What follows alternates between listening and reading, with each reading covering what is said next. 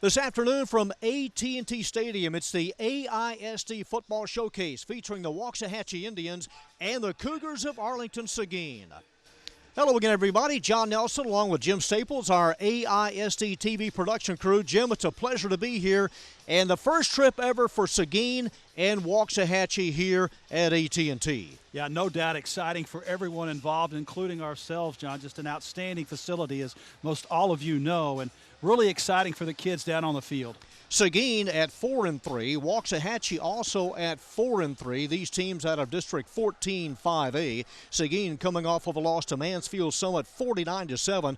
Waxahachie defeating Mansfield Timberview last week 42-31.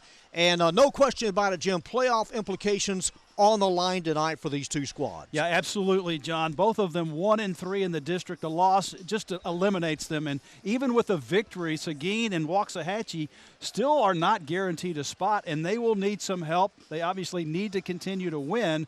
Loser goes home. They really have no chance at the district. The Indians come in averaging 46 points a game and over 470 yards of total offense. Everyone chasing Mansfield Summit ranked 8th in the state in Class 5A, and Lake Ridge ranked 9th in the state in Class 5A. And you see Waxahachie and Seguin in their two district records. The Indians are coached by former Dallas Cowboy quarterback John Kitna, who was coaching up in Washington for the last couple of years. He brings his son, Jordan Kitna, who was an all-stater in the state of Washington last year, and kind of a legacy they're trying to build with Kitna at Waxahachie. Well, Coach Kitna obviously was familiar with high school football in the state of the Texas, and he obviously wanted to get here and take part in it, and bringing his son, the quarterback, in his senior year makes this even more special for the Kitnas. All right, Seguin comes in averaging 24 points a game. They have lost 3 of their last 4, and they've had some quarterback issues, but I believe they found a starter today. Well, Daniel Oyele is started last week, but they may have a two-headed monster. Devin Little started much of the year, but between those two, they may both see action this afternoon, John, and it's important that they play at a high level today. Cougars defeated Waxahachie last year 30-14, but this is 2015, and as Jim said, these two teams in a must-win situation to try to find a 4th spot in the playoffs in District 14 5A. It's Seguin and Waxahachie from AT&T Stadium. We're back with the opening kickoff on AISD-TV. And welcome back to AT&T Stadium. The Waxahachie Indians have just kicked off. They tried to execute the onside kick. It went 8 yards. And Seguin will take over in Waxahachie territory at the 49, number 21, able to get to it first, Cortland Clark. And kind of a surprise for Waxahachie. Yeah, no doubt a surprise. Just the importance of this game, John. We talked about that the winner out of this still has an outside chance of getting that 4th spot. So we may not see, that may not be the last thing we see, a little unusual. All right, the quarterback is number 5, Daniel Oyele. Set a school record with 5 touchdowns a couple of weeks ago against Mansfield Legacy, and a bobble snap, and they begin the chase, and a loss of about 15 or 16 yards. A bad snap to begin tonight's contest, and Oyele able to fall on it. Well, I guess in retrospect, that onside kick worked out pretty well because that's about where Seguin probably would have started, but now they face a second and in a pretty long situation. Loss of 17 yards. 2 receivers wide left. Waxahachie gives up a lot of points this year. They yield 40. Swing pass behind the line of scrimmage, breaking 1 tackle but unable to escape a trio of Indians as they have a pileup at the 30-yard line. And the Cougars keep going backwards. Yeah, good pursuit on the edge. Just no place to cut it upfield. And that is what you want out of your defense, to go after the football in numbers. The initial contact there made by Jackson. Londarius Brown, the receiver. Here's Oyele on the keeper, right side, penalty marker dropped, and he goes out of bounds at the 40-yard line. Chased out of bounds by Trey Jackson, number 9. Well, you had a couple of wide receivers trying to seal the edge, and one of them got a hold, and that'll decline the penalty, setting up a 4th down. Got a hold on Seguin. It sets up 4th and a mile. Need to get to the 39-yard line. 4th and 20, and the Cougars in punt formation. Again, they operate from left to right. It's low, hits at the 35, picked up on the run at the 30 to midfield. One man to beat. On the return, number 1, Jalen Rager. And he'll take it all the way 75 yards. Jalen Rager, number 1, on the punt return into the end zone for the touchdown. Jalen Rager, the team's leading receiver, and takes it all the way as the Cougars punt on their first possession. Well, it was a lofty snap. It was a line drive, but it was fielded like a nice shortstop would do on the run. Had good blocking downfield, just a punter to beat, and Rager quickly gets the Indians on the scoreboard. It's 6-0. Roberto Perez will try to make it 7-0. He's been successful on 43 extra points this year and a stoppage of play. Officially, it's a 70-yard punt return as Rager scooped it up right near the 30.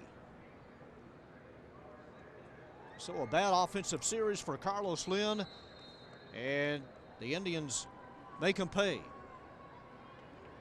Perez, a senior, good hold, and the kick is up and through as Waxahachie, a minute and 23 seconds in, take a 7-0 lead. Well, it all started by Waxahachie with a surprise onside kick, gave Seguin great starting position, but it all went downhill from there, and capped off with a line drive punt that Rager returned. The kind of start Waxahachie, well, both teams were looking for, but the Indians capitalized early. Indians have scored 40 or more points 5 times this year. Cougars give up 29 points a game, and Carlos Lynn already trailing 7-0. The Indians opened the season by winning their first 3 games, and then down went Jordan Kipna on September 11th. And here they are at 4-3 and trying to go to 2-3 in the district. Well, just really emphasizes the importance of Jordan Kipna. Won the 3 games that he played in, lost the last 3 that he didn't play in. The second one back, won last week, off to a good start this week. Perez will kick off. Londarius Brown is back deep. Also Daniel Oyele. Fielded at the 20, up the middle 30, running room 35, and out to the 40-yard line. On the return, Oyele, a pretty good field position at the 40. Yeah, great field position, and really an opportunity for Seguin to answer. From that point, first down 10. Seguin last year finished 6-4, just missed the playoffs. They were on the wrong side of a tiebreaker, so they just missed out last year. The Indians were 2-8 and just 1-6 in the district. First and 10, Cougars at the 41. Oyele will run to the right and lose a yard. Number 52 able to get to him first, Caleb High. Well, the key to High making that stop was that the Indian defense just strung it out, and once again, no opportunity for Oyele to cut it upfield. Great pursuit defense. Loss of 1 yard on the play. It'll be 2nd and 11. Londarius Brown lining up to the left of Daniel Oyele. Man in motion. Oyele will keep it and gain about 3 yards. It'll bring up 3rd down and about 9. Well, there's no doubt that early on the Cougars have put their fate in the hand of Daniel Oyele. He's carried the ball. He returns it on the kickoffs. He's kind of the guy, so how he goes, so go the Cougars. 3rd and 8. 7-0 Seguin trailing. 27 seniors, 10 juniors, and 12 sophomores this year for Seguin. And we are in week 8 of the 2015 season. Play action. Oyele throws it up, has a receiver, and just overshoots his man at the 35-yard line, trying to hit Londarius Brown down the left side. Boy, talk about wide open, a collapse in the defense by Waxahachie. Take a reverse look at it here, and he just throws it up. He had a little bit of pressure in his face that may have influenced that ball sailing a little bit on him, because he missed a wide open Londarius Brown. Zach Mahamadou in punt formation. Jalen Rager and Kennedy Snell back deep. No pressure at all. May have hit the return man. They get away from it. Apparently not. Wow. It almost hit Jalen Rager on the knee and will be down at the 23. Well, he certainly didn't panic. It sure looked like from up here it had, but cost his team a few yards by not fielding that line drive punt once again. Started and got away from it, and he skip roped, so was able to elude the ball. So the first possession for Waxahachie, the quarterback is number 3 senior Jordan Kittner. Set all kinds of passing records last year. From the 24. And Kittner comes out throwing. The pocket collapses. He will shovel to a receiver, and he finds running room 30. 35-40. Breaks a tackle, a penalty marker dropped at the 44.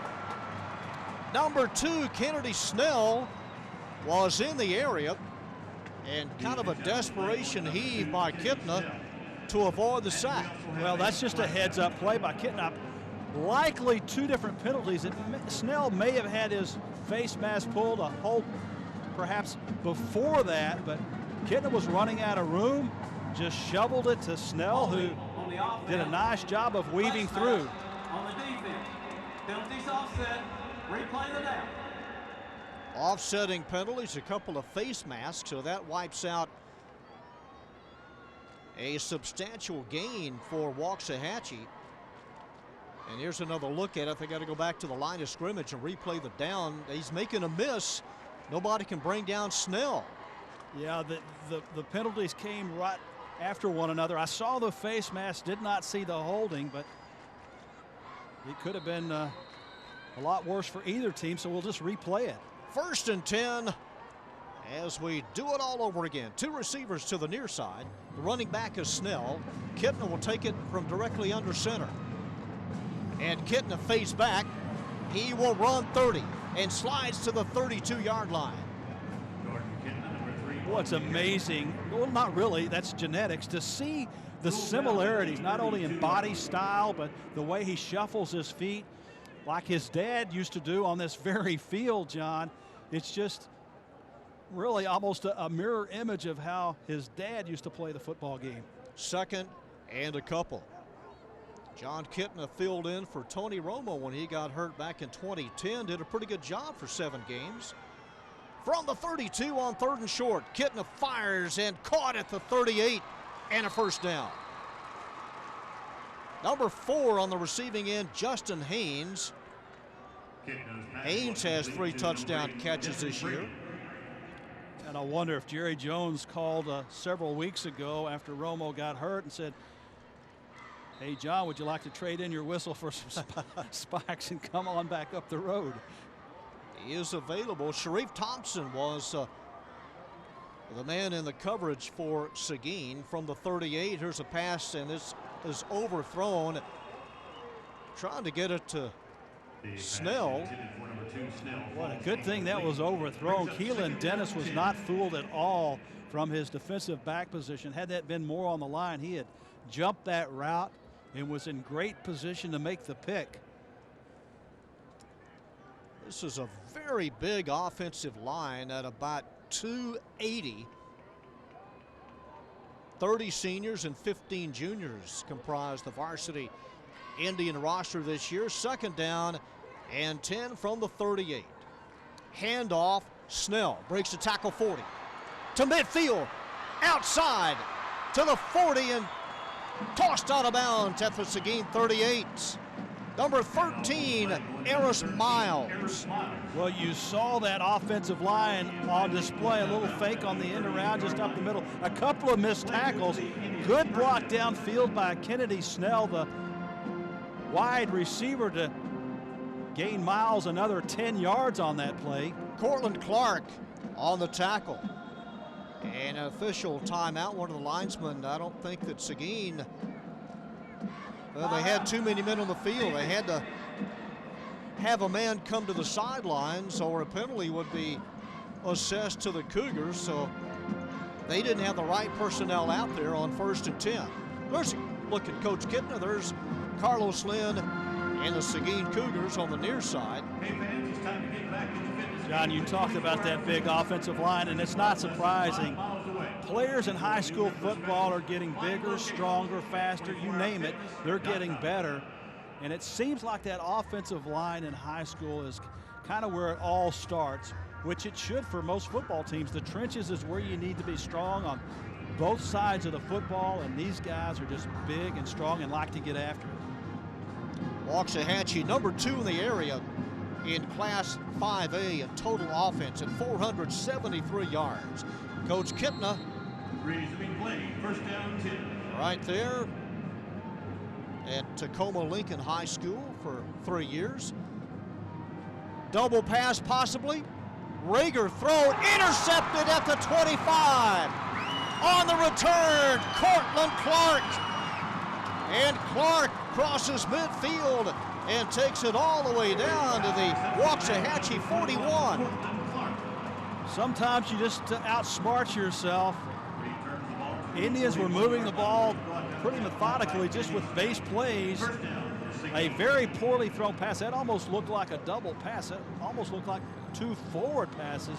But the second one, nonetheless, Cortland Clark, the beneficiary, and almost takes this one to the house. Tried to get it to Kennedy Snell, and the pass was a little short, thrown by Jalen Rager.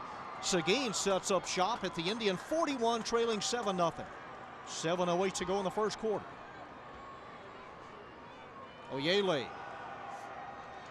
And not much at all, piled up at the line of scrimmage. No running room at all for Brown, number 2. Well, Seguin offensively really needs to pick up their defense here, who's given them another great opportunity. So far, the Cougars offensively in the first 3 series have struggled. 2nd and 9 from the Indian 40. Oyele running right, gets a block, 30, and has a first down to the 28. And that's what he can do when he can turn the corner. The Indians got sucked up on the inside, and really there's no one out there. Just turns it upfield, north-south, and nice yardage by the quarterback.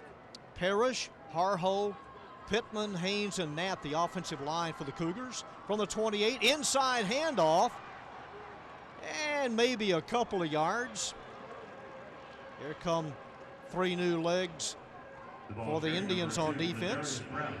I really like that play. It didn't work well on this one, just a little inside shovel pass, and not fooled at all were the Waxahachie defense. Jaquadre Jefferson made the stop, number 36 for the Indians. A running play to the 21-yard line. That'll be 3 yards short. And Oyele has to come out, lost his helmet. A little delayed draw that time by Oyele. Just picked his way over the center and right guard. So that means that Devin Little now the quarterback, number 9. 3rd and 3. Little will turn the handoff and nothing at all. Brown was stoned. It'll be 4th and short. Yeah, 4-down territory, I would suspect. They're not going to do the field goal here. Just stacked up again. Lots of big bodies in there, just nowhere to go. Keyshawn Yenica, one of the receivers wide left, on 4th and 3. A keeper, and very close. They need to get to the 18-yard line. Don't think they did. Linesman on the near side, and there's the official spot of the ball. It's shy of the 18. That would be short. The Indians think they have held. Their defense is about ready to come off. Yeah, I think they held too, based on what I see from the first down marker across the way. And we have an official's timeout on the field. It may be as much as could be a yard short. Following an interception, Seguin took over at the Indian 41. And it is close, but it does appear to be just a little bit short of the first down. And it is. Indians have held. And the ball will go over to Waxahachie. Well, Seguin had 2 shots to get 3 yards, and the front 4 of that Indian defense just did not permit it. And so once again, the Cougars kept out of the end zone.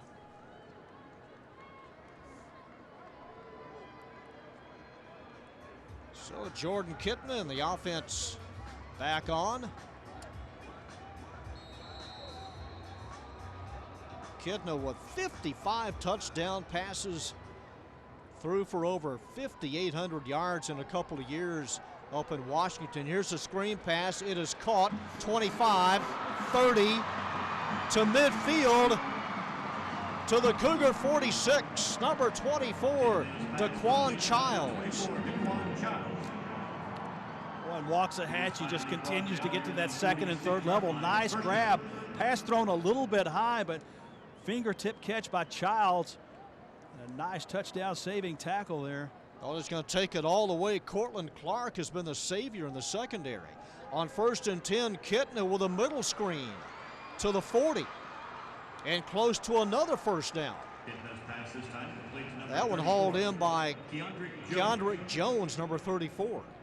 Yeah, and honestly, Waxahachie just getting back to some basic stuff.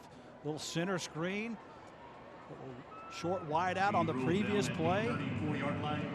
Walter Stigler on the tackle, the strong safety.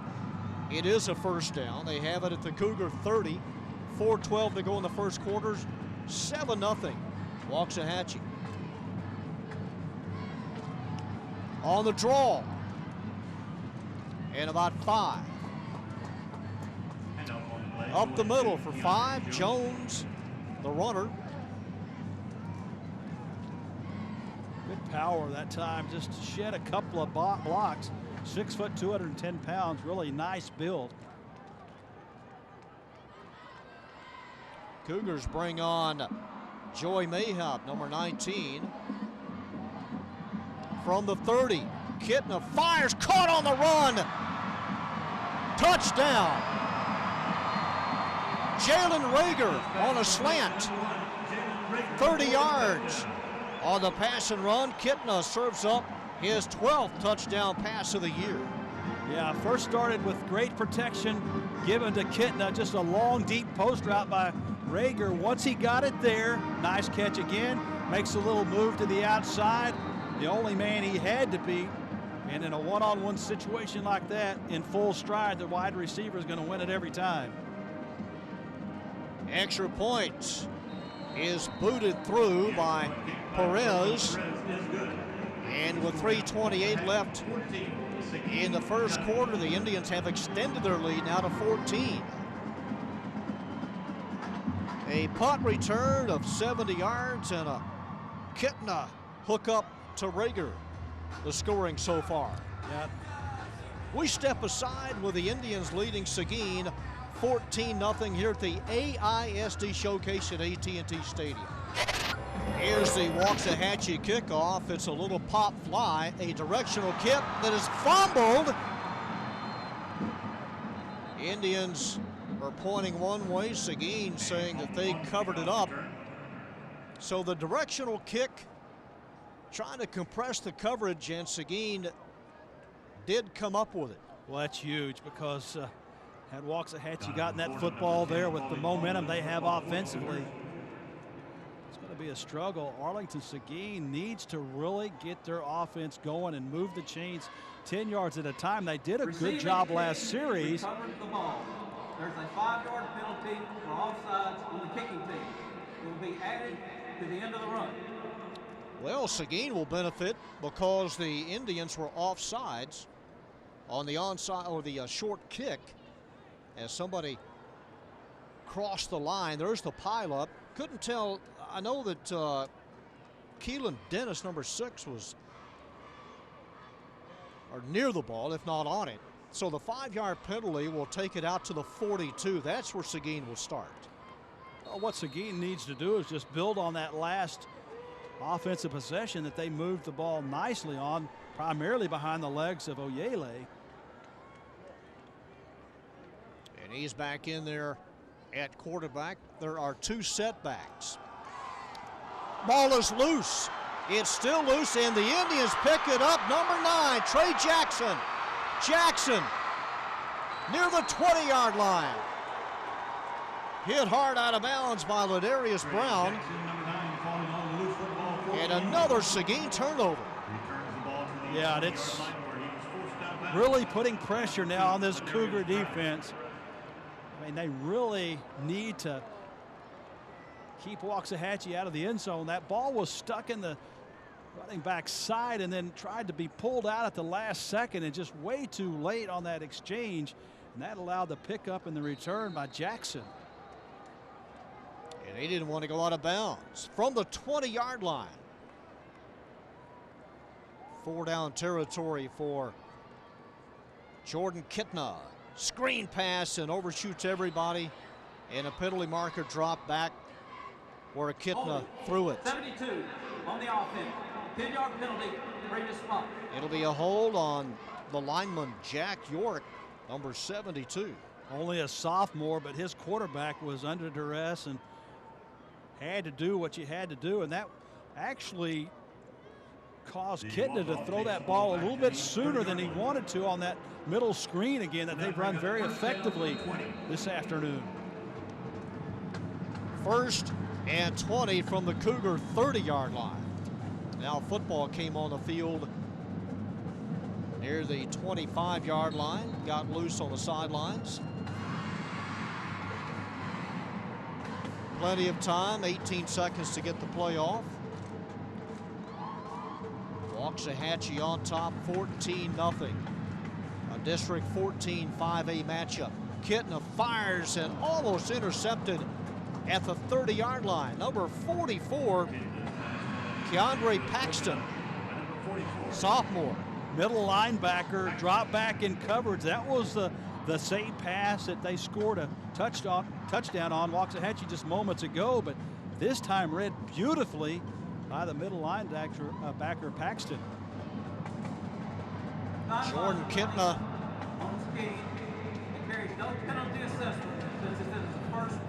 That's a sideline warning on Seguin. No penalty given them, but Jordan Kitna, 82 touchdowns in the last couple of years up in Washington. Devin Brady, his tight end, was also a first-team All-Stater at Tacoma Lincoln High School.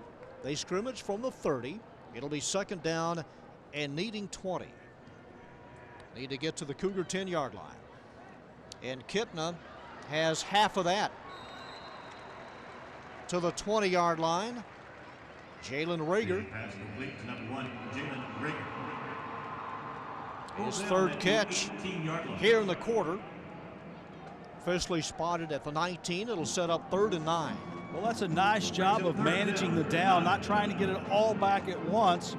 Got about half of it now, a little bit more manageable 3rd down situation.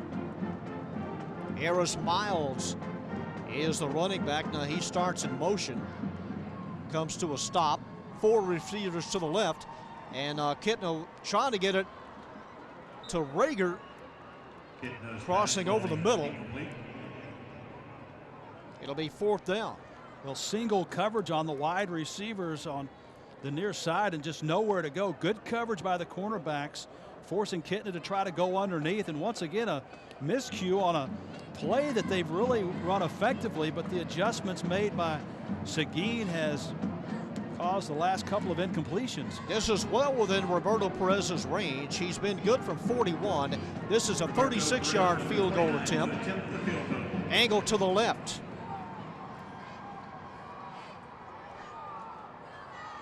Devin Brady will hold. And the 36-yard field goal attempt is good. And the kick by Perez is good. Perez from 36 yards widens the lead now to 17-0.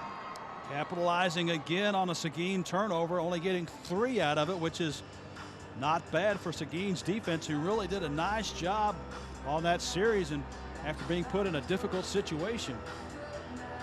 Well, a couple of years ago for the Cougars, it was Kelton Moore. He was the man. Cougars were 6-5 a couple of years ago. Kelton Moore's now at Nevada. And the Indians set to kick off again. As you see, the Cougars, they are the visiting team this afternoon. Cougar band is down to our right near the end zone. There's the contingent, a nice turnout. They let school out early this Friday, October 23rd for those two schools. Ladarius Brown and Daniel Oyele back deep. And there's the Cougar band. And now trailing 17-0. See if they trot another short one. They do. Fair catch is called for at the 30. Not going to risk anything. Derek Massey signaling for the fair catch. You see that more and more in high school football, that little pop-up. Most of these return guys have blazing speed and are really good, and they can change the field, can turn the field over on you in a hurry. So the Cougars need points. Yeah, they do, but they, more than anything, they just need to get a little consistency first. But you're right, they need to find the end zone, no doubt about it. 2 punts, a fumble, and the ball going over on downs. From the 30, Oyele will run to the right. Running room 40. Outside the numbers, crosses midfield. Oyele inside the 30-yard line. And a huge gain on 1st and 10. 43 yards on the run. Well, there's no doubt he is dangerous when he finds the sideline. Good lead block here. Just speed gets him to the corner, and then look, his wide receiver downfield. Brown just trying to pick somebody off. From the 27, 1st and 10, Seguin. Oyele will try the other side. Able to squirt through and dives to the 23. The offensive line for Seguin averages about 261. That's the defense on the near side. Well, I hope this kid is in good shape because he has really been the guy in this game. And you got to think he has to incorporate some other weapons, but right now he's the guy that needs to take him down the field. 2nd and 6. To the 15. Oyele chased out of bounds near the 10-yard line, and a penalty flag across the way. And we also have a flag down. It was dropped on the far side near the 25-yard line. Illegal formation on the offense. 5 in the backfield. 5-yard penalty. Previous spot. Repeat the down. Illegal formation. You have to have 7 men on the line of scrimmage. The Cougars had 5 in the backfield, and that cost them a big gain. Yeah, it did. And Oyele on the sideline, it appears to get a breather. Ball back to the 28-yard line. Now bring up 2nd down. 11. There's the largest video screen in the world, 160 feet long. It's suspended 90 feet above the stadium floor. It's 70 feet tall. It is massive. 2nd down and 11. Running play and not much at all. Ladarius Brown is spun out of bounds and another flag dropped.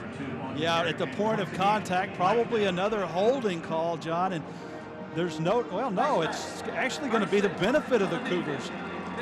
No doubt offensively, they're just rotating the direct snap Brown in there, Oyele, all of those guys just taking the direct snap and trying to find the edge to pick up some yardage. They had Justin Wheeler in that last play trying to throw a lead block. And the penalty assessed to the Indians with less than a minute to go in the first quarter. Boy, as shiny as those helmets are, you can't help from grabbing them. Well, that'll take it inside the 15-yard line. It'll be marked at the 14. First and 10 Cougars from the 14. And a halfback pass to the end zone, and it is caught, and a penalty marker dropped as well. Number 13, Keyshawn Yetica on the reception. Well, that's going to stand because he was mugged in the end zone and somehow managed to get out of the hold and come back and make the catch for the touchdown. Number 15, penalty decline, result of the play. And the penalty naturally declined, and the Cougars are on the board. Francisco Padilla on the PAT. He's knocked through 4 this year. And a backup kicker. Oh, I don't know. This one, he missed it. It's wide left. Misses the extra point, and it's 17-6. With just over a half a minute to go. What a nice job here. Just throws it up, lets his receiver go make the catch. You saw number 15 come in your screen, Jamil Easley, just all over.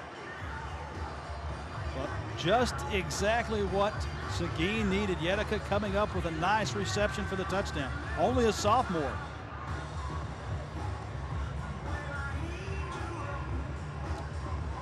Francisco Salazar is the new kicker replacing him.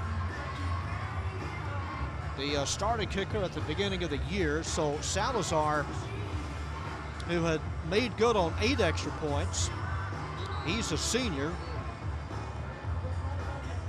And it's 17-6. So Seguin will kick off for the first time this afternoon.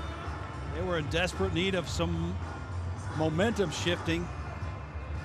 What they need now is their special teams to do something special, or their defense to go out there and keep this Indian offense in check. It is Fernando Salazar. It'll be the kicker for the rest of the year. Back deep for the Indians, Rager and Snell. Fernando Salazar, number 29, will be kicking. Yeah, those are the metallic silver, shiniest helmets I've ever seen. It's a squib kick and stays in bounds. Scooped up by Snell at the 7-yard line. Comes to the middle, breaks a tackle at the 15 and twisted down at the 18-yard line. Kennedy Snell, the junior, on the kickoff return. Returns the ball to the 18-yard line. This will be the 4th possession for the Indians. John, I was looking at this Indian roster, and the Kitna family goes a little bit deeper on this other than just the coach and the quarterback. Martin Papa Kitna is a manager.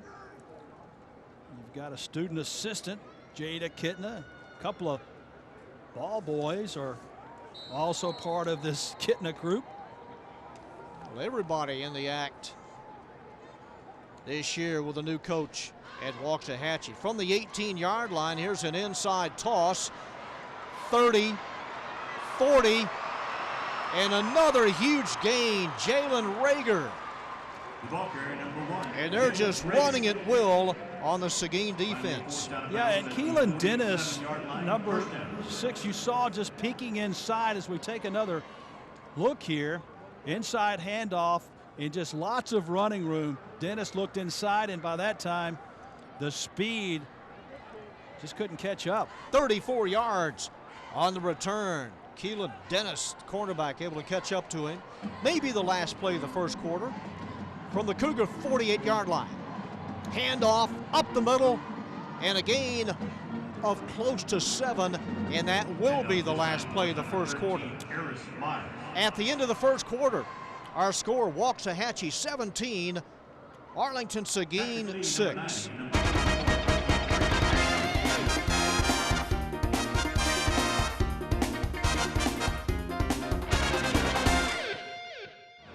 And welcome back to AT&T Stadium. The first play of the second quarter. Kitna going deep over the middle, caught the 18-yard line. Number 15, Audrey Knowles. Number 16, Number 7, Number 18, Kareem Megan Erskine, Johnson. his first Number catch. 21, Anne-Maria Hester. And number 22, Captain Audrey Williams. Eris Miles stays in the backfield. Here you see Rager, number 1. Good luck tonight. Another big gain on the first play of the second quarter. 5:30 p.m. in Mansfield. Line of scrimmage, the Cougar 19.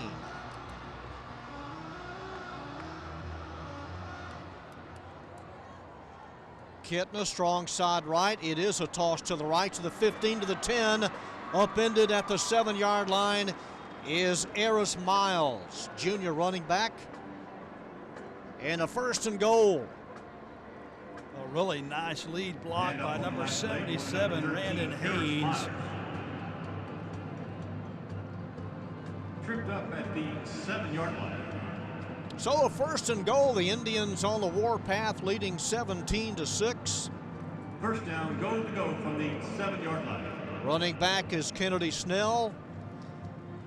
Kitna will throw, trying to get it to Snell. Snell one-on-one with Walter Stigler, number 27.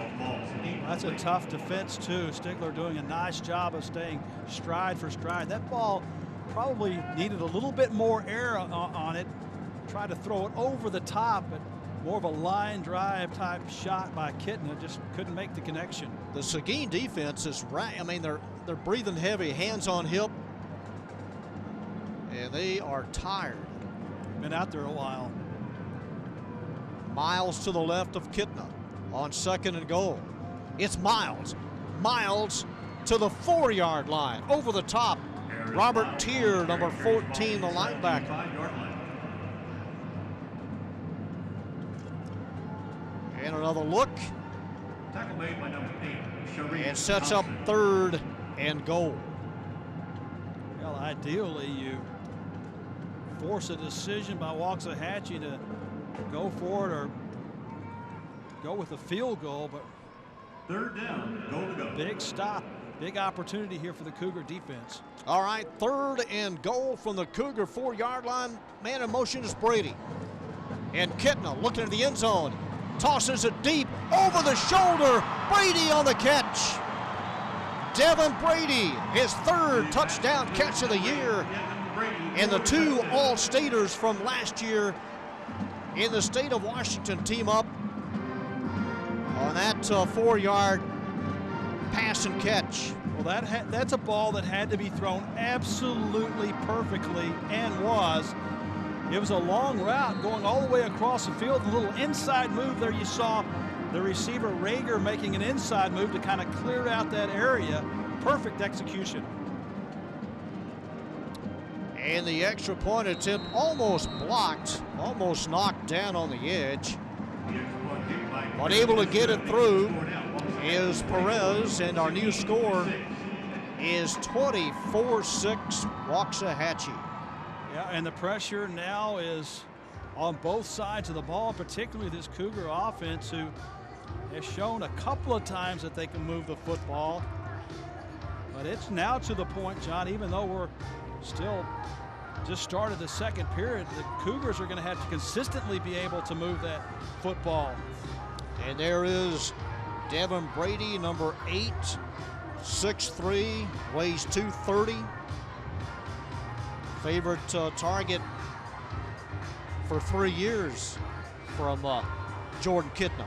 That drive was 82 yards.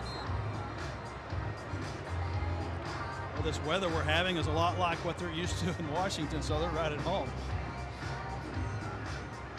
It's still amazing how many times the fans will look up, see themselves on the scoreboard, and the facial reactions, they're all different. Got to see a mouthful of popcorn on that close-up.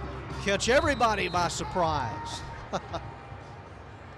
Indians bunch up, and here's a kickoff, and it's gathered in at the 4-yard line to the 25 on the return. Brown, 40, crosses midfield on Darius Brown, and a huge kickoff return of 51 yards. Kickoff return.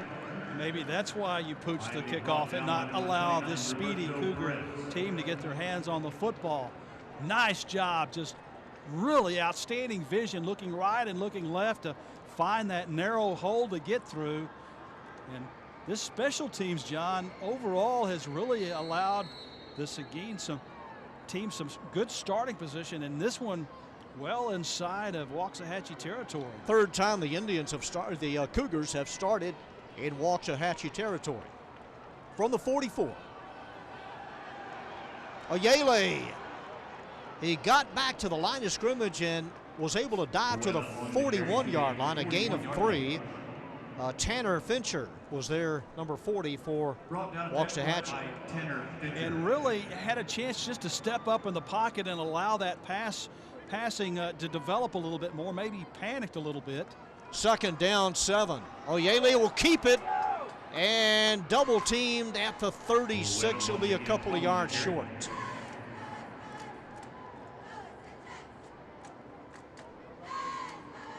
He found a little bit of a crack. Well, he got some nice yards, got 7-8 yards on that second down play. And timeout called by Waxahachie. It'll be their first. It comes with 9:33 to go in the first half. Maybe what the Cougars needed to give Oyele a little bit of a breather on the sideline. Got to think it's 4-down territory anyway. Cougars lead the series with Waxahachie. 3 wins, 2 losses. They won last year at Wildman, 30-14. But again, their first time ever for both teams at AT&T Stadium. And I think this AISD showcase at AT&T Stadium, I'm hoping it's an annual thing. It should be, with all the Arlington schools represented here. They need to be playing in something like this every year. Within the city limits, and certainly most apropos for all the 6 high schools. Yeah, absolutely. And I don't see any reason why it won't be. That's just me voicing my opinion. Certainly should be, and I think that it will be. Over a 2-day period, October 23rd and the 24th, Weatherford and Sam Houston, Bowie and Arlington, Pascal and Martin, and Lamar with North Crowley. Back to play from the 36-yard line, needing a couple of yards on third down. It's loose, dropped, and a loss of 6. And we've seen that a couple of times where the exchange between Oyele and the ball carrier, it's just not there. He sticks it in and tries to take it out. It's too late. Second fumble as a result of that. They've gotten both of them back, but now it's 4th down and a much longer situation. Londarius Brown able to fall on it. They lost 6 yards. There's another fumble. And that is in Seguin territory at the 47. Oyele drops the loss back at the 48-yard line. Yeah, first things first, you got to make sure that you secure the snap. Boy, and once again, what looked to be a very promising drive, the third one of this game that it looked like the Cougars were moving to the end zone. It just falls apart on 3rd and 4th down, and they now give the ball back to the Indians in great field position. Well, the drive started from the Waxahachie 44. It ends at the Seguin 47. And the 5th possession for the Indians. 3 receivers up top, 2 receivers wide right. Jordan Kitna on first down, drops back, no pressure at all, uncorks a long one down the left side, caught at the 15, inside the 10. Justin Haynes on the reception. Well, Kitna had all day to throw it. This was not a well-thrown ball, but he got it out there. When you're that wide open, the first thing that you want to do is just make sure that you don't overshoot it. You just lay it out there, and that's what he did. Haynes had to wait for it to come down, but a big play. The play covers 40 yards. 1st and goal from the Coug 7. And Kittner throws, and a little bit too tall and a little behind Rager. And that was tipped up in the air, and an opportunity for a nice interception. Just couldn't quite get there. Ball had a little sizzle on it and was thrown behind, as you said, John. And what Seguin now needs is a turnover. It's one of those situations where they've got to have something really good happen on the defense. 2nd and goal from the 7. Kittner will take the snap under center.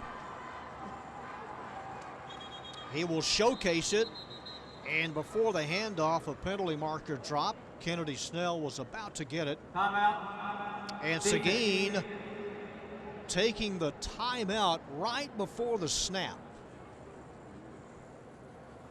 I see on the sidelines, Jim, that Daniel Oyele taking snaps from the center, and they've got to get that down. Yeah, and I don't know if that last snap was that bad that Oyele should not have fielded it, but you need something. You don't want your quarterback to have to worry about having to shift to get it. He needs to have it right there in front of him every time, just like clockwork, because the timing of what Oyele wants to do with the football, it all starts up front with that snap back to him. Christian Pittman is the offensive center for Seguin.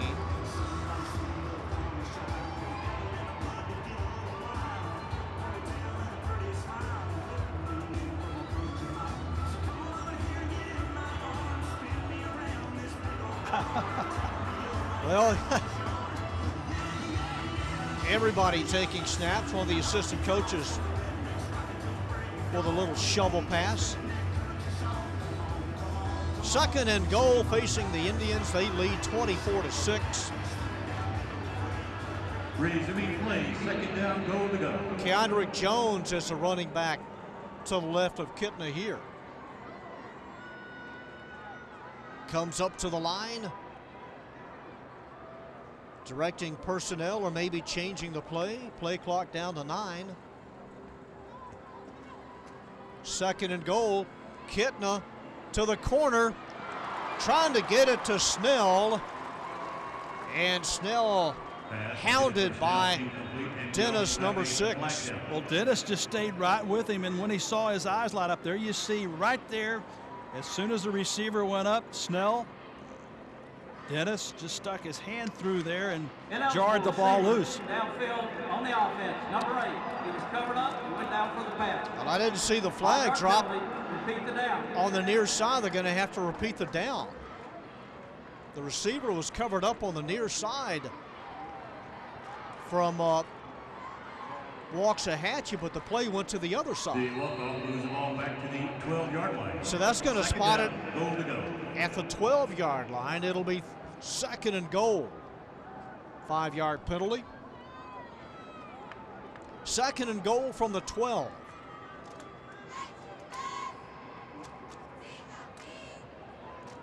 Handoff, and a hard hit by number 16, Timothy Akinori. The ball carrier number 34, Keandrick Jones.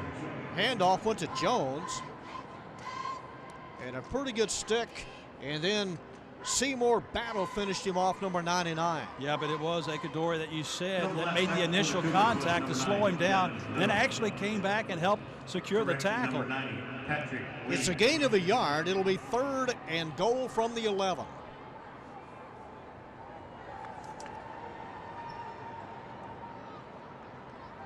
And Kittner throwing, and this one is Rager. Rager took it away from 2 defenders. A one-handed catch. Justin Haynes scoring the touchdown. Boy, and how the heck did that got over the hand of Keelan Dennis? I have no idea. It's Haynes, not Rager. Haynes, number 4. As we take another look at it, I'm like you, Jim. I didn't think there was any way. Well, 1 foot in and a nice catch.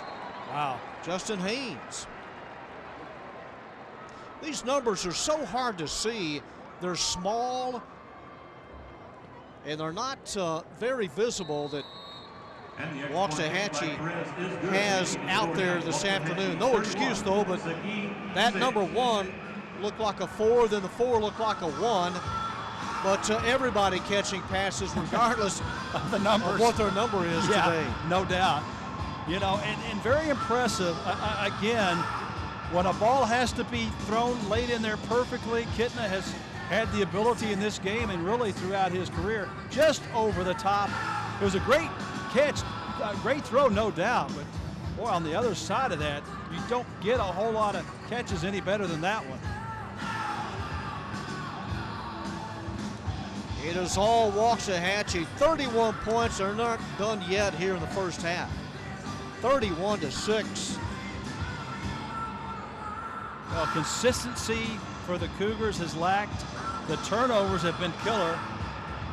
And the defense has just been out there so long, you can't expect them, when they played so much of this game, they just absolutely need to have the offense stay on the field a little bit. Well, they need to convert on third down. I mean, Seguin, just like you said, not out there for any extended period of time to keep a drive going. Well, they've had opportunities, just third and fourth down. They've had misplays, bad snaps, etc., that have just not allowed them to keep the chains moving. Yeah, they got to win third down. Roberto Perez set to kick off. See what they elect to do. It's another short one. Nobody's there. It's a free ball, and fortunately goes out of bounds for Seguin. The kickoff going out of bounds at the 26-yard line. And a flag down at that Well, point. they went back to the pooch because Ladarius Brown almost returned one on them moments ago. But you can't stand and watch it hit. The Indians could have covered it up there. Flag dropped near the 26. And the discussion with 7:29 left in the first half. Here's the explanation. We have a kick infraction, live ball, kick out of bounds. The result of that will be the ball will be placed at the 32. We have a late hit out of bounds by the receiving team, which will put the ball back at the 17 after a 15-yard penalty. Wow. A late hit out of bounds on Seguin. Well, they caught a break, John, by the ball going out of bounds, and then on a football that there was really no one around, a late hit out of bounds. Now their starting position is really poor. Which will be added to the end of the run. The 32 plus 15 will be at the 47. That's a little better. So 32 plus 15 gives the ball to Seguin at the 47-yard line. Yeah, that's a huge difference. Instead of starting from the 17 and the infraction against Seguin, it's against Waxahachie. And once again, just Seguin has had great field position, John, in this football game throughout. Yeah, they started from the Indian 44 the last time. Now they start from their own 47. Trailing 31-6. And Seguin quickly up to the line of scrimmage. Daniel Oyele. Indians show a four-man front. He will keep it. Crosses midfield and has a first down run of 16 yards. Daniel Oyele, number 5, on the carry. He is And no flag. And a first down for the Cougars. And the play good for the Cougars. Well, Alec Diaz just tripped him up, too. Boy, he has got explosive speed. Terrell Hayes, number 75, with a good block from the 36. Another running play and a big gain, 25-20, touchdown. He'll take it all the way. Number 17, Curtis Garrett. 17, Curtis Garrett for a touchdown.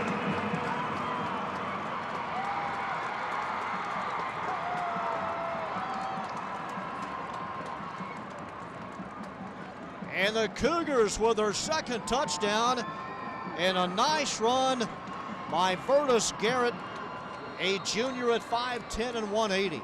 Just what they needed, but there is no doubt if the Seguin can get the corner, there's very few people or defenders on the Indian defense that can catch up with them. Fernando Salazar, it's a fake. They're going for two. He's caught it and crosses the end zone. He takes it in, Salazar, and the two-point conversion. And you can't underestimate that big run and then that fake two-point conversion right there. it has really jacked this crowd back up, and it's jacked up the sideline of the Seguin Cougars. They feel like, and they are, right back in this football game. It's now 31-14. A little bit of trickery for the Cougars, and it pays off. Well, it's more than just the extra point that you get out of the two-pointer. It's the fact that you pulled off that play after a long run and kind of punctuated it, and it excited this crowd in that sideline. Garrett able to get it across the double stripe and convert for 2. And now they have to keep the Indians at bay here for the final 7-11, or try to. Yeah, no doubt about it. That possession going into half and the possession coming out of half in high school football, and any football for that matter, is huge. Still tons of time left in this first half to play, and so far Seguin has not shown that they can consistently stop this Indian offense. Salazar will kick off. Rager back deep. Kennedy Snell also. Rager is to the near side. And the Cougar kickoff. Rager picks it up at the 14-yard line. He throws it back across the field to Kennedy Snell. 30, 40. Snell tripped up near midfield. Rager stopped, threw it across the field about 30 yards, and nobody was near Snell. And Jim, this one works perfectly. Yeah, and you couldn't have found a better position to do this in. The ball was kicked to the left near the sideline and thrown all the way across the field, and it looked as if Cortland Clark, just a shoestring grab, saved a touchdown. Almost hung him out to dry, and Indians have it at the 48 of Seguin. 6:59 to go in the first half. 1st and 10 for Jordan Kitna. Straight handoff as the runner plows to the 45. Handoff on the play going to Keandre Jones. That was Jones, number 34. Really a good time in this game to try to establish the run, because that's just going to pay much bigger dividends in that passing game, which has already been pretty salty for the Indians. Patrick Lee on the tackle. It's a gain of 4, 2nd and 6. Kitna empties the backfield. In trouble. Flag dropped. And the intended receiver unable to come up with it at the 30-yard line. Erskine. 10-yard penalty. Previous spot. Repeat second down. It'll be a hold on number 72. Jack York, the guilty party. At this point, anytime you can move the Indians back and make a down and distance much more or less manageable for this Cougar defense, that's a huge benefit. From the point of the foul, 10-yard penalty at 2nd and 16. And again, Kipney empties the backfield. 3 receivers to the near side. He's loading up. Under duress. Throws to the near side. Caught. Or was it? No catch. Intended for Justin Haynes. And both feet out of bounds. But Haynes doing the smart thing, coming back to the football. Just a full-blown sprint, and a nice job getting hit from behind to prevent that from being a completion. And what that is, it's a stop for the Cougars. Robert Tier, the linebacker, back in, number 14. So that's a stop. It's 3rd and 16. From the 46, middle screen, caught, 45, 40, 35, still on his feet, spinning away, breaking tackles, Kennedy Snell. And taken away. It's taken away at the 8-yard line. Oyele. And a turnover. How about that? Oyele, the safety, takes it away from Snell, or he would have scored. He just stripped him of it at the 7. And what could have been a disaster for this Seguin team on a perfectly executed call, little middle screen on the blitz, no one in the middle to make the stop. Snell spins out, and this kid's doing it all. Oh, that's pretty good. He took it away. May have been down, and as the Waxahachie fan sees the replay, they think that he may have been down as well. It was close. Thank goodness we don't have instant replay in high school football. No. Now if we can just get rid of it everywhere else. From the 8-yard line, Seguin takes over in a handoff to the 15, to the 20, still on his feet, out to the 23-yard line. Curtis Garrett. Curtis Garrett, number 17, the ball carrier. John, there's still an awfully long time to go. He almost mishandles that one, Oyele, but does just get it off. First down. But we could, at the end of this game, look back at that series of plays just before this one and say that this was the turning point in it. It's a gain of 19 yards. And nowhere to go. Londarius Brown is bottled up. This time going to number 2, Londarius Brown. Loss of a couple of yards, second and about 12. John, few athletes go both ways in high school anymore. It's just almost unheard of. It's so specialized. But when you have a guy, the quarterback Oyele, not only play that skill position, run the football, but also play a cornerback position, that's just a lot of stress. Second and 12. Oyele will keep it and will be pulled down after a gain of a yard. Yeah, the special athletes, some of your best players, when asked to go both ways, they'll do it.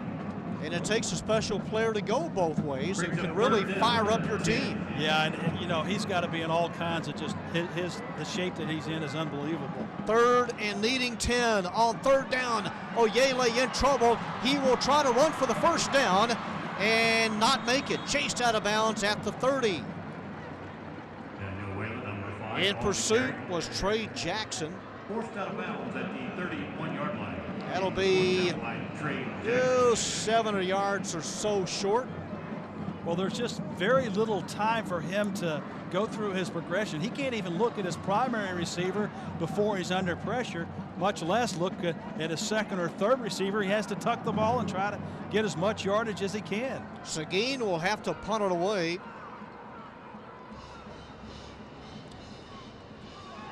And a punt, Mohamedou. And man, all kinds of confusion, and Oyele.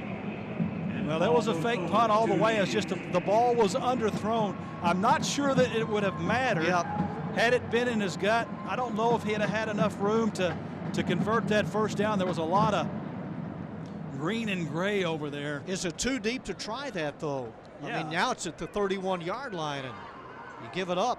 Yeah, they had got that momentum back. That's a great question, John. You know, just imagine if it would have been successful, how much more momentum they would have gotten. So it was a risk reward, and it just didn't pay off for them.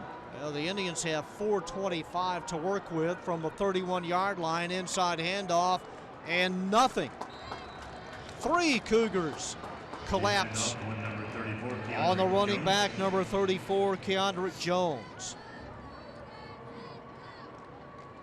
Well, they just have not consistently been able to run the football, and they're not asked to a lot. This is a team that relies heavily on the passing game. Lee and Paxton on the tackle.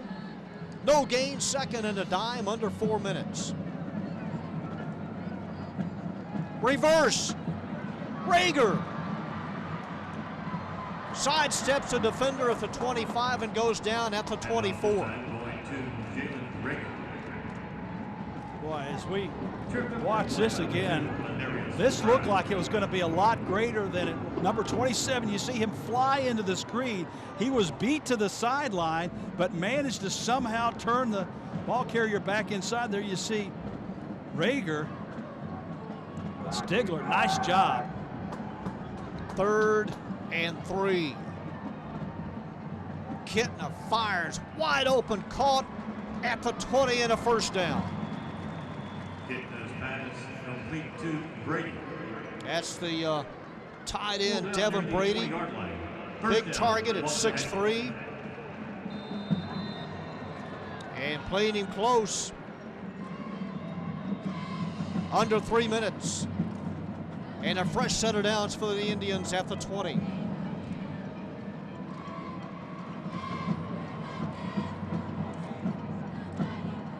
They got receivers spread out all over the place on first down. And in motion is Haynes. He stops. And Kitna has time, still has time, throws it deep and overshoots his receiver 5 yards deep in the end zone. Intended for Justin Haynes. Haynes trying to twist free and get open.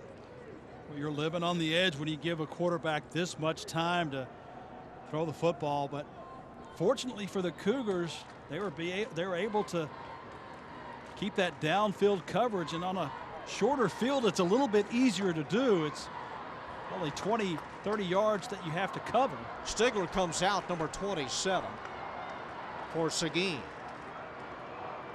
2nd and 10 from the 20. Here's a toss left. Snell, 15. Snell whacked hard out of bounds at the 12. Pitch out on play going to Kennedy. Was really punished by Londarius Brown, number 2. Well, he was. And he thought the momentum was going to carry him to the end zone, but right there, he was sideswiped. Oh, Londarius Brown. It's a gain of 8. It's Deuces. 3rd and short. The collision of the deuces. Brings up 3rd down, 2. 3rd and 2 from the 12.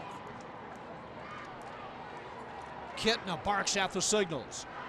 He's got it cocked. He will throw, and it's almost intercepted. It's a catch, and now it's loose at the goal line. Eris Miles trying to stretch it across. They'll mark him down at the 1 foot line. It could have been turned over twice. Yeah, but boy, once again, what a play, what a catch. Kitna buys time, then just flicks it down the middle. That ball was actually intercepted. It looked like Oyele actually had it in his belly and it was just ripped out. 1st and goal from the 1 foot line. Kitna turns, handoff, touchdown, untouched.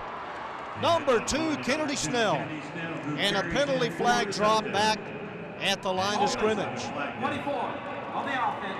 Yeah, no doubt about that one. Previous spot, repeat first down. It'll come back and penalty yardage tacked on.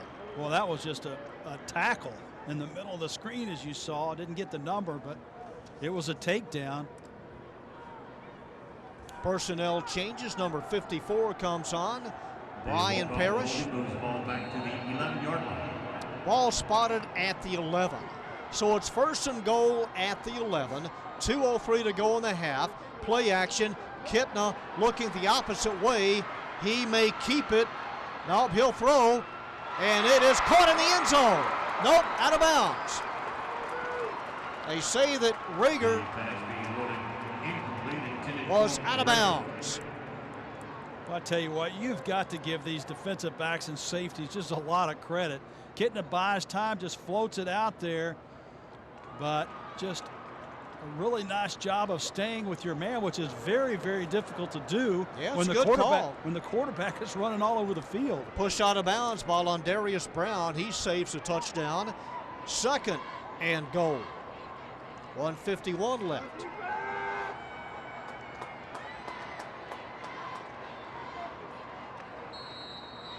And the play clock was down to 2. Offense. And a timeout taken, the 2nd timeout taken by Waxahachie. The drive started from the 31 of Seguin. Indians trying to hold off the Indians once again. They trail 31-14. Well, I've been impressed with Rager and Miles, Brady, and Haynes here in the first half. The scoring got underway on a 70-yard punt return by Jalen Rager. It went 17-0 in a heartbeat. That came with just 2:11 to go in the first quarter.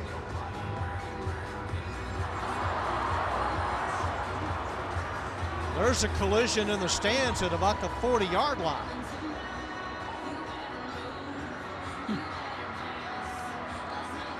They'll show the Seguin side, then the other camera will switch to Waxahachie. Wow, good. That's what you need, John, that pullover right there. Wow. Second down, goal to go. Second down and goal to go from the 11. Pump fake. And Kitna throws it almost and should have been intercepted by Darius Brown. Should have been picked off, and that was a gift.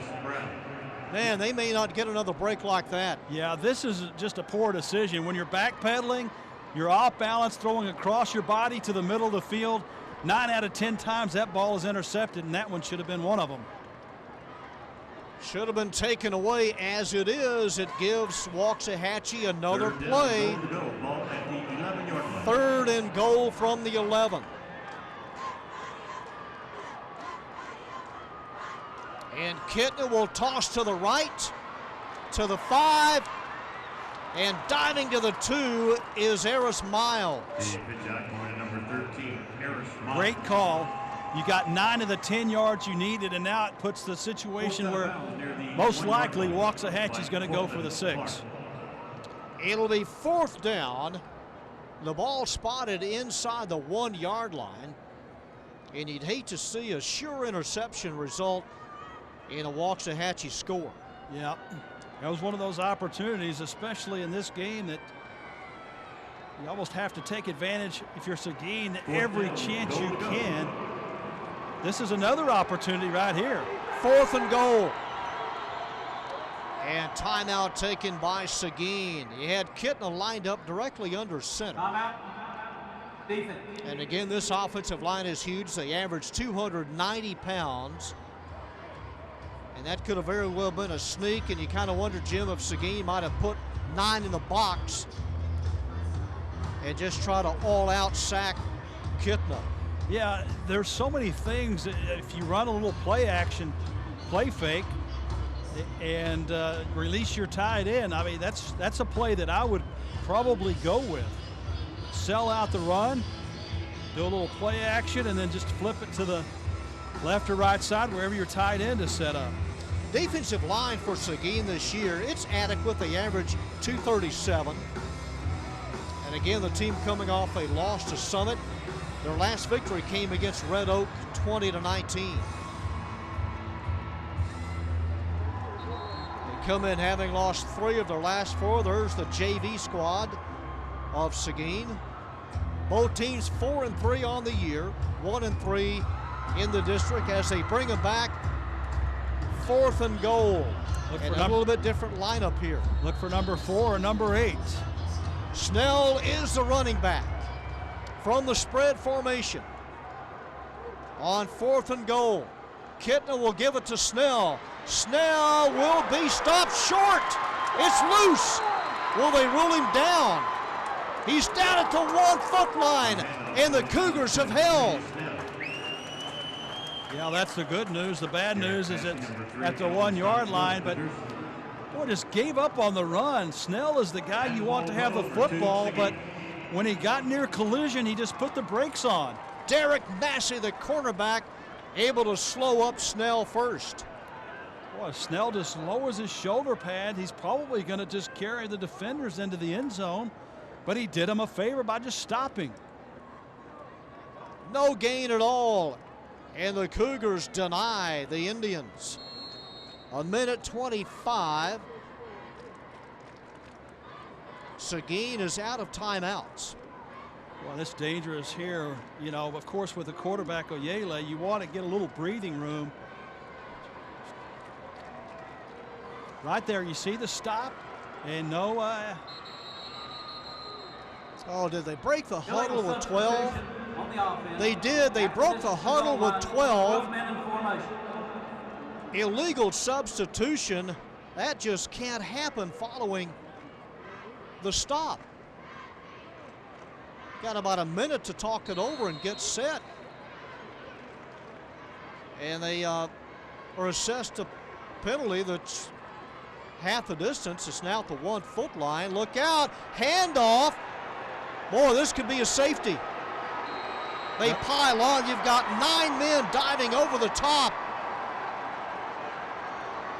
And forward progress back to the line of scrimmage.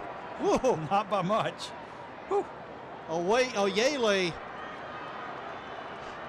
able to stave off a safety.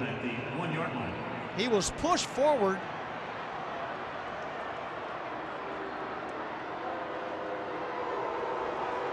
And it's 2nd down and 10. Waxahachie has 1 timeout remaining. Well, it doesn't get any closer than that. 2nd and 10. Handoff in the end zone, and this is a safety.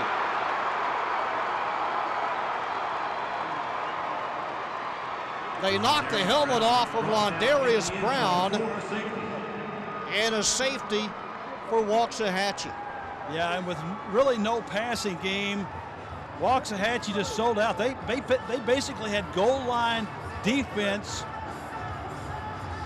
and just the penetration, no doubt about it.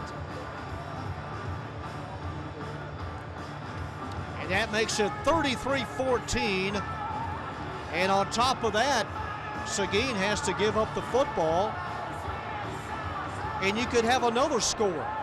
Yeah, but you know they did make a great defensive stop. It put their offense in a terrible situation. I mean, this could be a net 5 points for them if you want to look at it from a positive standpoint. They could have given up the 6 and the 7. Instead, they only gave up the 2. When you're starting literally at the inch line, I mean, it couldn't get any closer. The chances of a safety against you are pretty darn good. And that's what happened. And Seguin, they'll either punt or kick off from their own 20-yard line. 33-14.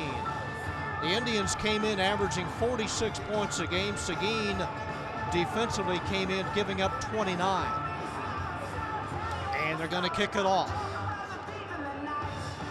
And number 45, Francisco Padilla will kick off. Kicking from their own 20-yard line. Kicking will be number 45, Francisco Padilla.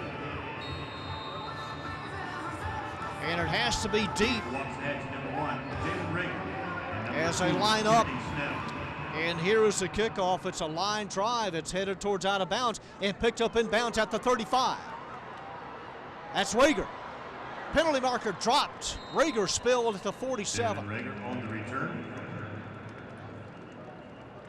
And we also have a flag down. Flag drop. Holding, number 4 on the receiving team. 10-yard penalty, respond to foul.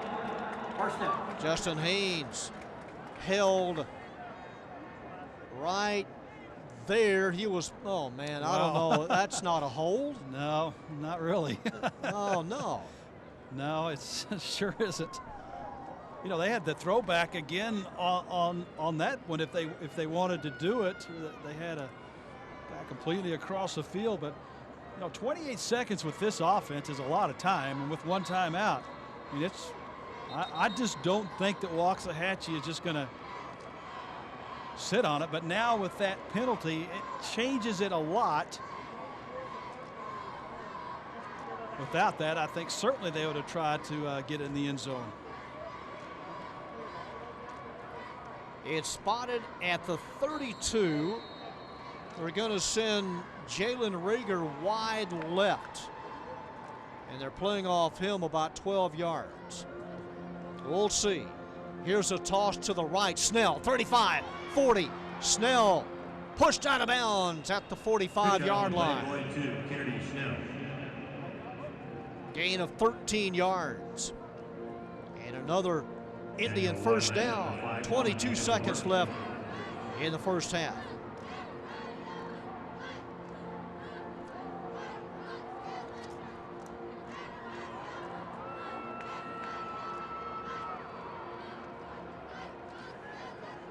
On the 45, the other way, back towards the middle. And Snell with a blast all the way down to the 38. Kennedy Snell once again on the carry. He found an avenue, and Snell gained an additional 13 yards right here. Yeah, and here's the deal. You run two very conservative pitch plays, one to the near side, one to the far side. And the results of those plays is going to determine what happens now. Well, they got huge gain. Now the field is much more manageable. They used their last timeout, and clearly a chance to go to the end zone. They've got 14 seconds. It's at the 38. A safety is given Waxahachie its 33rd point.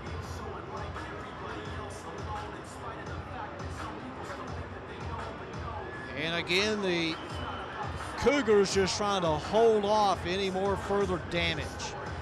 And they're going to send three receivers. Look at this right side lineup. They got three receivers to this near side, and all kinds of speed right there. Let's throw it up and see what happens. Play, first down. Kitna, he's looking. In trouble, and they drop him at the 44-yard line. A loss of 7. Loss back at the 44-yard line. Able to drop him, and time has expired. First half of play, our score, Waxahachie 33. Well, it's halftime here at the first ever AISD showcase at AT&T Stadium. Our score, Waxahachie 33, Arlington Seguin 14. We're back on AISD-TV right after this.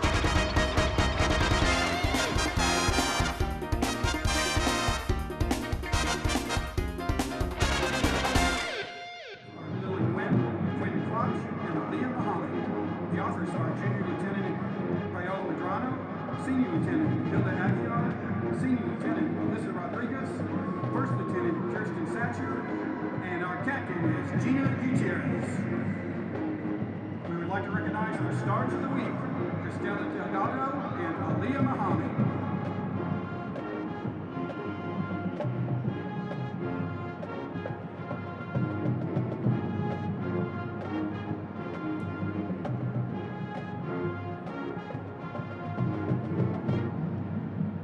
Sit back and relax while Starlight performs a poem to Uptown Funk.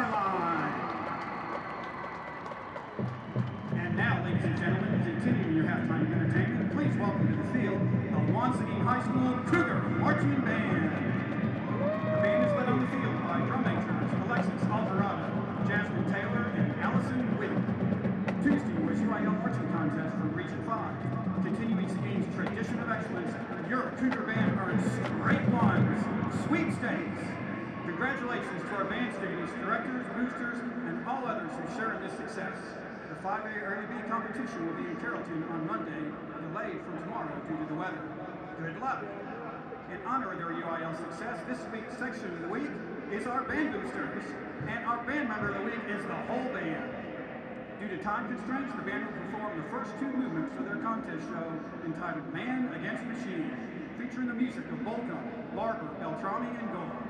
Our soloists include Nia Collins, Devon Berry, Rachel Frederick, Andre Edmonds, Tyree Parker, and Derek Hutchison. Please welcome to the field the 2015 Waxahachie Marching Band in their performance of Man Against Machine.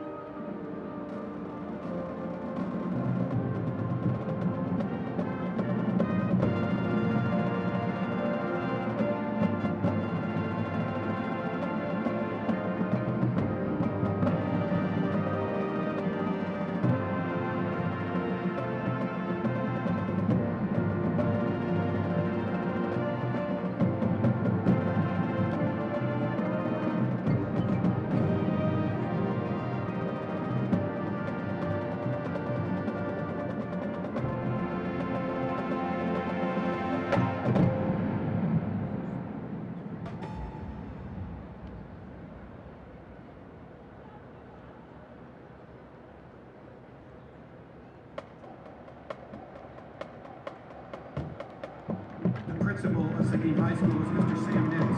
The AISD Director of Fine Arts is Dr. Jeremy Bergen.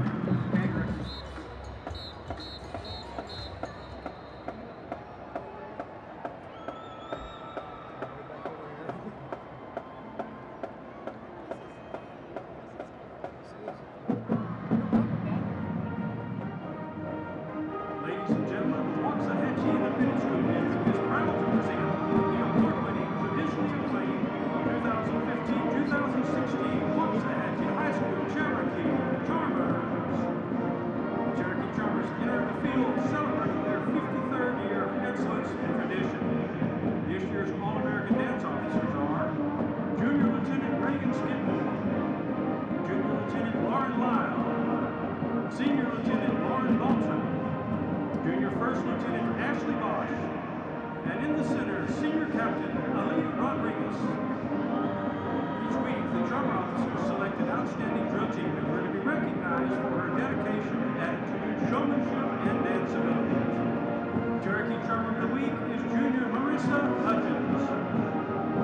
The Charmer officers also selected a Performer of the Week, a Charmer who continually exhibits outstanding dance skills. This week's Performer of the Week are sophomore Riley Johnson and Lyric Blair. Marissa, Riley, and Lyric have chosen Mr. Curtis Green and Mrs. Shia Vire, Mrs. Molly Adams as their outstanding Waxahachie High School Teachers of the Week. Now, for your halftime entertainment, the Charmers will perform a prop routine to Treasure that they would like to dedicate to all the breast cancer survivors who are here this afternoon.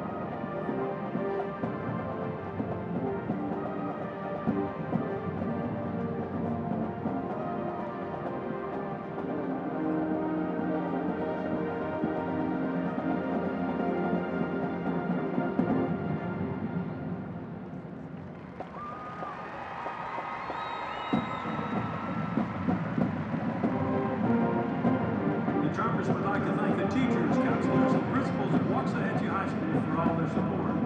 Cherokee Charmer Director is Erica Portico Wilcox. Assistant Director is Jessica Ramirez.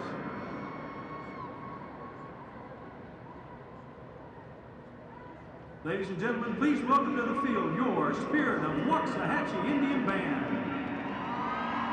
The band's 2000 field production is entitled A Forbidden Love, featuring the music of Sergei Prokofiev, Philippe Romney, Dmitry Shostakovich, and Peter Tchaikovsky. The Waxahachie Independent School District is proud to present for your halftime entertainment under the field direction of drum majors Michael Rundgren, Morgan McLaughlin, and Spencer Jordan, the Spirit of Waxahachie Indian Band.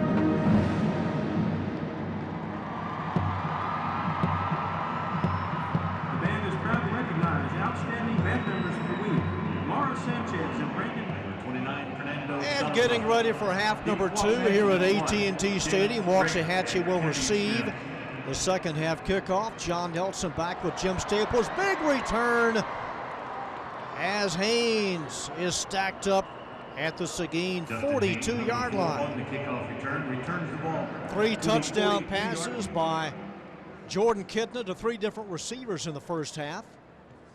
And there's a look at the kickoff return by Justin Haynes. And Jim, the numbers tell the story stat-wise in the first 24 minutes. Yeah, they sure do. The rushing are about the same, but the passing is very lopsided. 232 to 15, heavily in favor of the Indians. In that second quarter, Waxahachie with 16 points. Seguin tallied 8. And the Indians, the tribe, has it at the 41-yard line. Moving from left to right. Inside handoff. And not much, maybe a half a yard squeezed out by number 34, Keandrick Jones. Ball carrier number 34, Keandrick Jones. A little surprised by that rushing number by Waxahachie, frankly, in the first half. 145 yards, which is not bad. 377 total yards. But a good mix of pass and run by this Waxahachie offense. Indians were penalized for 79 yards, 8 flags. Seguin 2 penalties for 5 yards. Kidna on second down slips and falls down at the 46. Kidna tripped up for a loss back at the 46-yard. He'll lose 5 yards. Well, Seguin kind of stumbled in the second period. In a really important series here, opening the third quarter with Waxahachie getting their hands on the football first. 3rd and 15. Waxahachie 13 first downs, 145 yards rushing, 232 passing. On 3rd and long from the Seguin 46, Kidna escapes, evades, and chased and dropped and lost the football, and Seguin has recovered.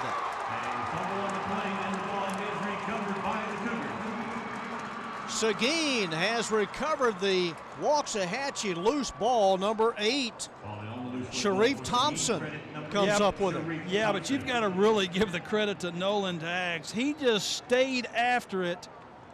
He was beat initially, just chased down Kidna from behind, stripped the football, and easy pickings on that one. Just an outstanding job.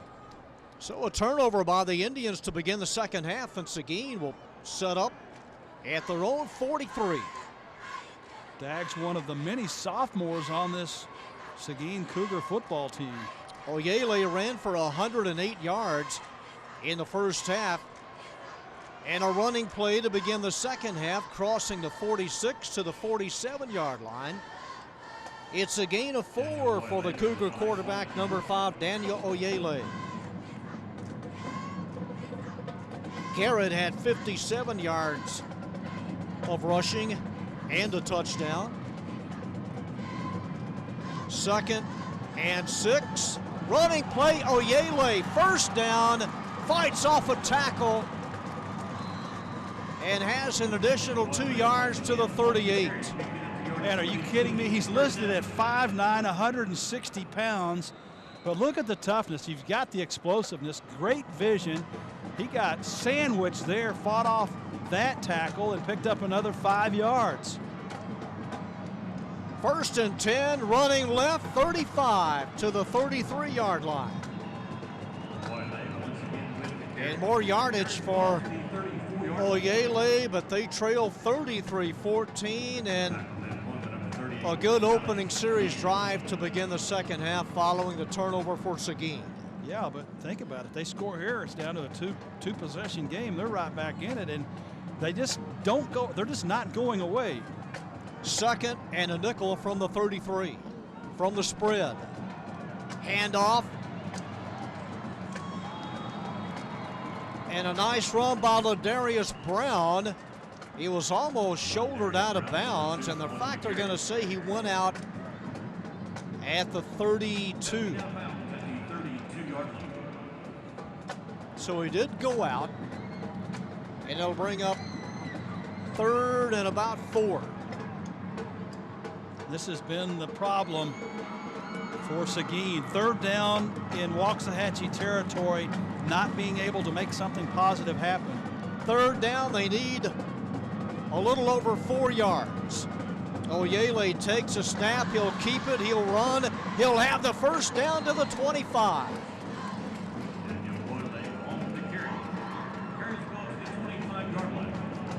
Well, that's just a huge hole. 55, 75, clearing the way. A couple of those big boys up front, Harjo and Haynes.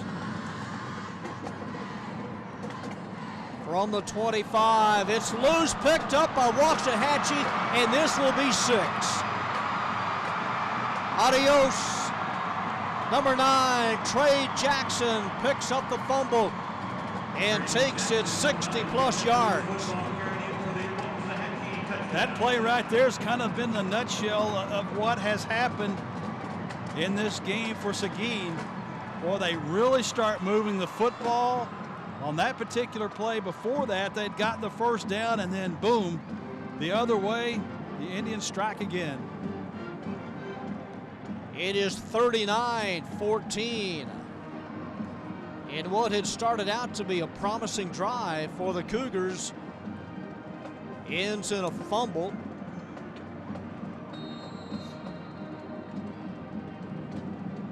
They fumbled 5 times in the first half and lost 1 of those. And this fumble results in 7 points for Waxahachie. But John, those fumbles in the first half that they recovered resulted in lost yardage. A couple of them were on 4th down plays where they were driving, much like we saw just a second ago. Just fumbled the football in an inopportune time, and in this particular case, going the distance the other way for a Waxahachie score. So it is now 40-14, and the Indians have now scored 40 or more points 6 times this year, and in position to go to 2-3 in the district. This week's state rankings in Class 5A, Cedar Park is ranked number 1 in the state, and then 2 teams out of this District 14 5A in the top 10. Mansfield Lake Ridge ranked 8th in the state, and the Jaguars of Mansfield Summit ranked 9th.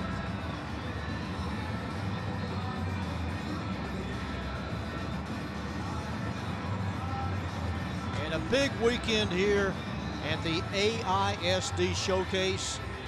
Later on this afternoon and tonight, it'll be Weatherford and Sam Houston, and the Volunteers of Bowie and the Colts of Arlington in the nightcap. 2 games on Saturday the 24th. Martin and Pascal, and the Vikings of Lamar, and the Panthers of North Crowley.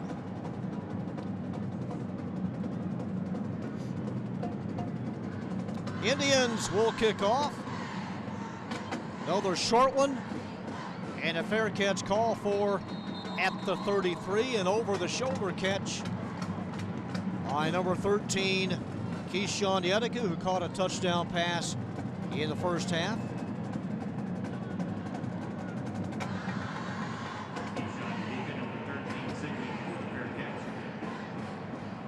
Spotted at the 32.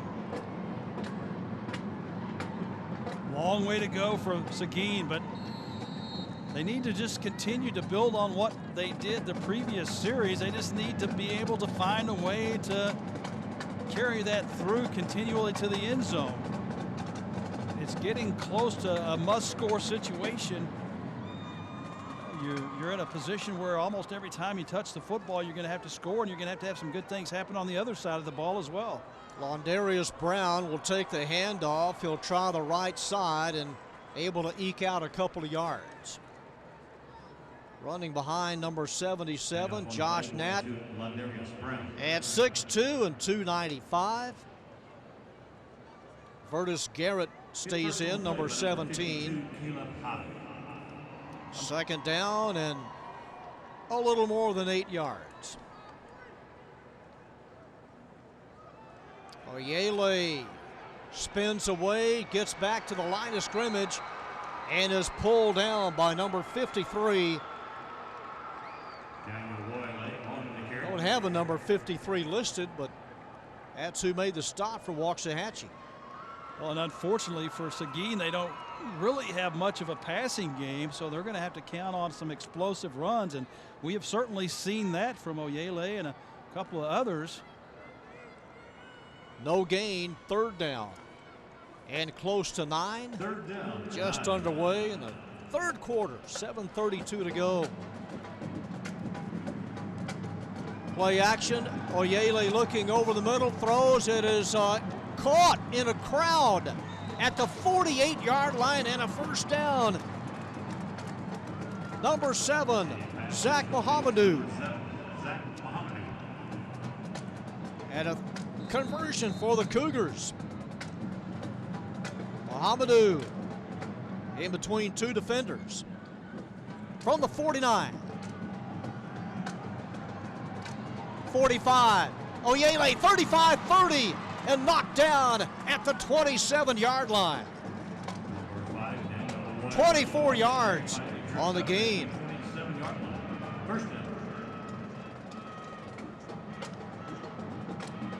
And a fresh set of downs for the Cougs. Wow, he's just really done a nice job. Jameel Easley finally caught up with him. Running room left side, 20 and no more. A quick gain of 7 and a penalty flag dropped back at the line of scrimmage.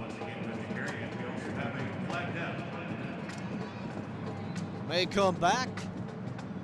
May have been a push in the back as well on the run. And here is the call by the referee. Before the play, ball start, 54, line up in the neutral zone. So the Cougars assessed 5 yards.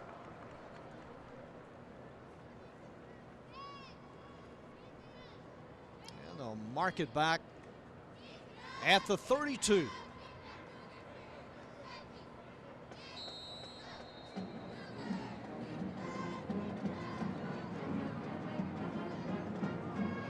A fumble return by Trey Jackson of close to 60 yards, the only scoring so far in the third quarter from the shotgun.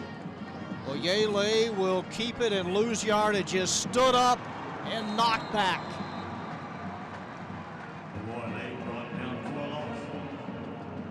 Number 30 got to him first, Gavin Pringle. Yeah, this great penetration, though, led by Trevor Thielen was in there and just nowhere to run. Caleb High also got the penetration on the edge. That's the key defensively. If you're going to stop this Seguin offense, you've got to be able to contain the corners. It'll be second down and 20. From the 37, Daniel Oyele takes a snap, rolls out, throws it back against the grain. It is caught and dropped behind the line. Londarius Brown. Well, yeah, he should have dropped it because once he hits the ground, it's over with. And pass was short, went down, which is a natural instinct to go down to try to catch it. But in high school, once you catch it and you hit the turf, that's where it is dead. And as a result of that, quite a significant loss on the play. It's going to be third down. It's third in the field. They need close to 30 yards. So what do you do on 3rd and 30? 5:07 to go. Sideline left, open field right for Oyele. He's looking to the right. He's running, trying to sidestep a couple and is sandwiched at the 42. Preston Moultrie there, number 91. Bought a little bit more time, but now sees that no opportunity downfield, tries to get as much as he can out of it, but just wasn't much there to get. Gained almost 4 yards, will bring up fourth down. And number 7, Zach Mohamedou, will punt it away. Back deep for the Indians, Kennedy Snell, number 2, and Jalen Rager.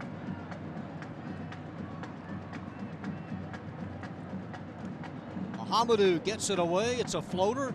Hits it to 15, scooped up at the 12.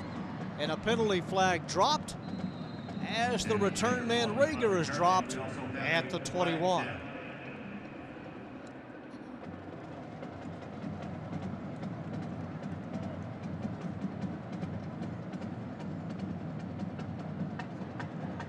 Block in the back, above the waist. Number 6 on the receiving team. 10-yard penalty for the spot of the foul. So a push/block in the back. Yeah, it was a good call. Number 6. Sure was. Definitely throwing the block.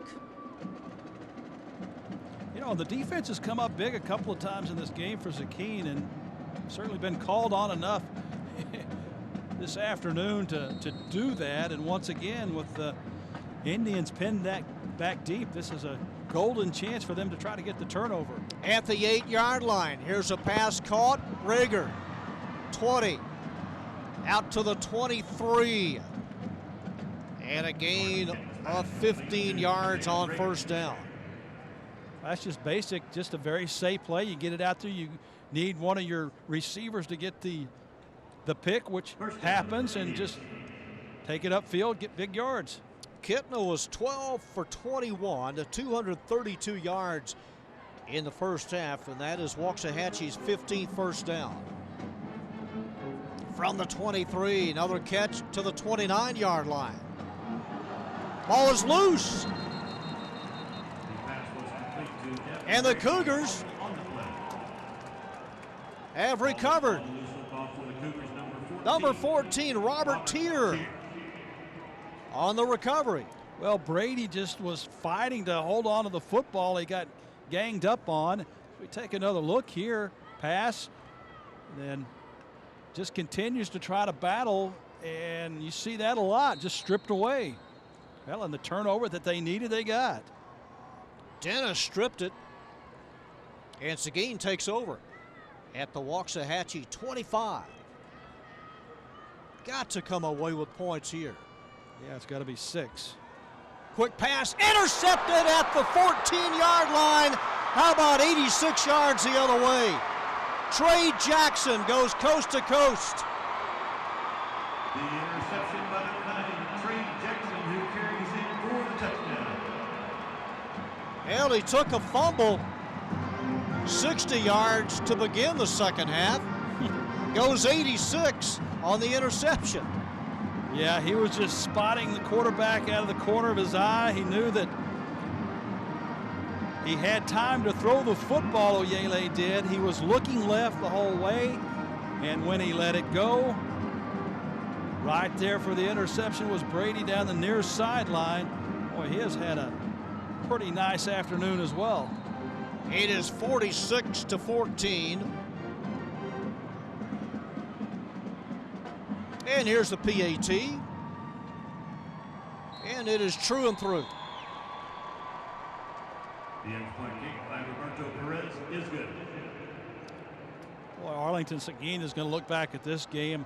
Clearly, Waxahachie has played well, but the Cougars can look back on some opportunities that they really had chances to get back in this game and to really establish and maintain momentum.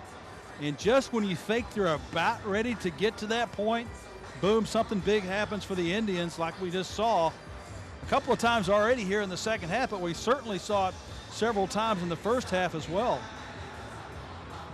Cougars gave up 49 points to Mansfield Summit last week, and they've given up 47 so far here in week 8. Seguin will close out the season at Lancaster, and their last game of the year, November the 6th, against Lake Ridge.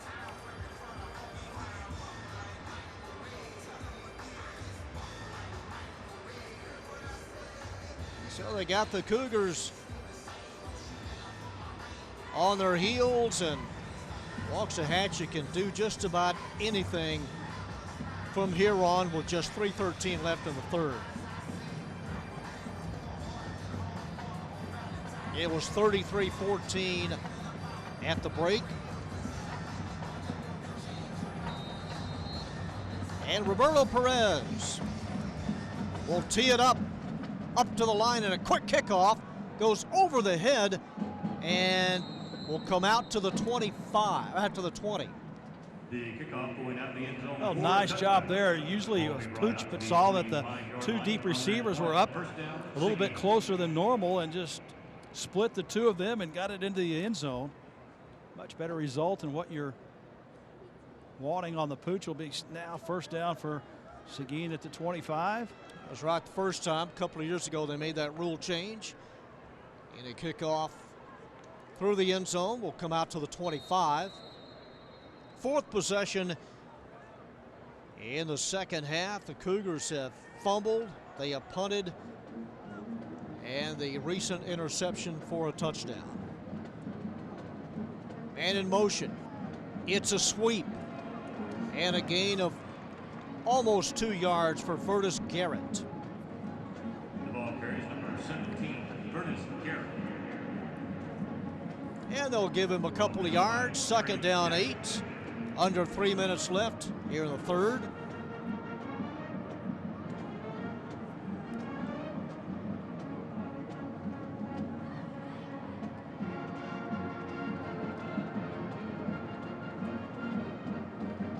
Oyele will keep it. Run up to the 27-yard line.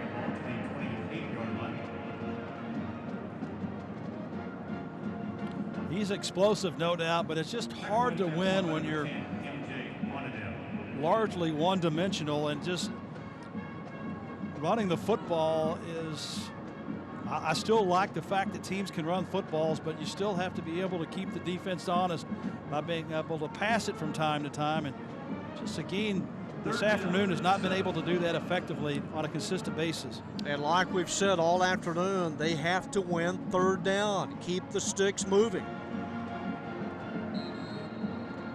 Not going to do it here, shy of the 35. Well, when you get 9 yards on third down, you won the down, but now it's the fourth down. They just have gotten in those situations on third and fourth down where they have made mistakes. They've mishandled footballs that they've recovered, but they've lost yardage. It's just been able to put a series of plays together throughout this game that has eluded them for much of it. They'll go for it as 4th and a yard at the 34. Oyele plunges ahead. He has the first down, carries it out to the 39-yard line. Waxahachie really sold out run there and almost got burned. He was just about a step away from going the far sideline. Right there, just managed to be dragged down by number 6, Washington. For the game, first down number 9. And 1 minute to go here in the third quarter. Oyele keeps it to midfield. 40, runs out of bounds near the 35-yard line. Man, he has got to be one tired hombre. He has played almost the entirety of this game, has taken some punishment. There you see, he just doesn't quite have the spring in his step, and he knows that there's no sense challenging those two defenders. He just runs out of bounds wisely. Oyele now has 150 yards rushing. And it's 1st and 10, Seguin at the Waxahachie 34. He comes out, Little. Devin Little is the quarterback. He'll hand off, and nothing at all. Handoff on the play going to Londarius Brown. Brown gains nothing. And this may be the last play of the third quarter.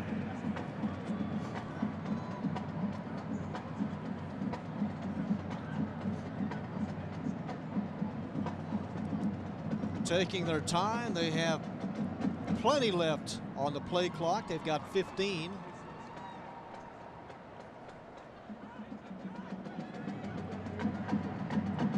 Second down, 11. Little drops back to pass, floats one deep.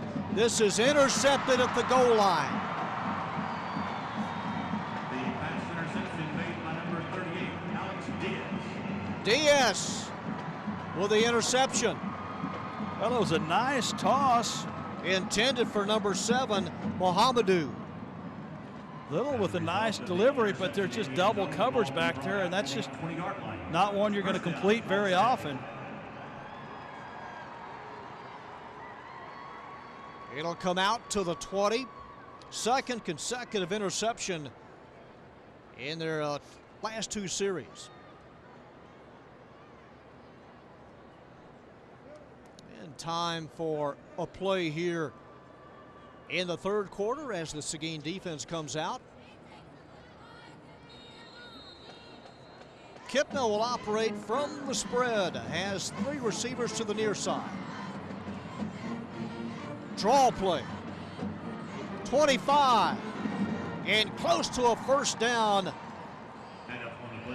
On the last play of the 3rd quarter, the 2 teams will change ends. We go to the 4th. Our score, Waxahachie 47, Seguin 14. You're watching the AISD Showcase on AISD-TV.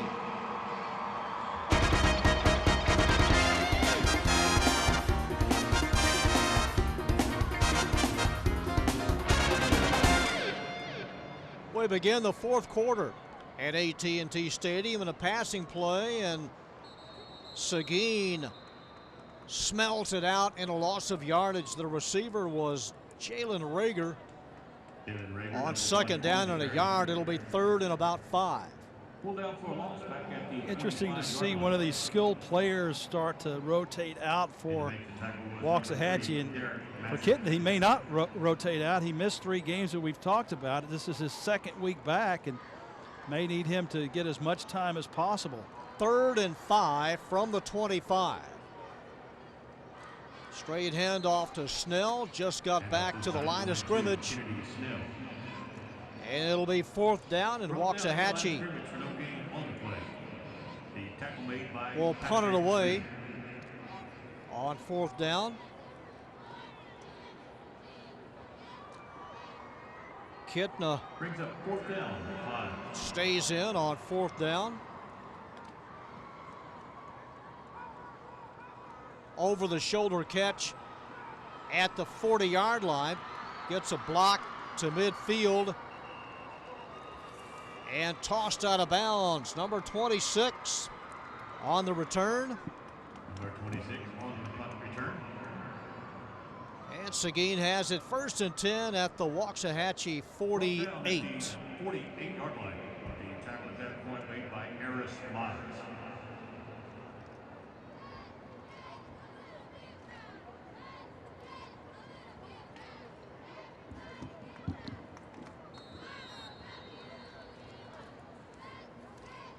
Possession-wise for Seguin, it is their 5th here in the 2nd half. Their touchdowns this afternoon have come from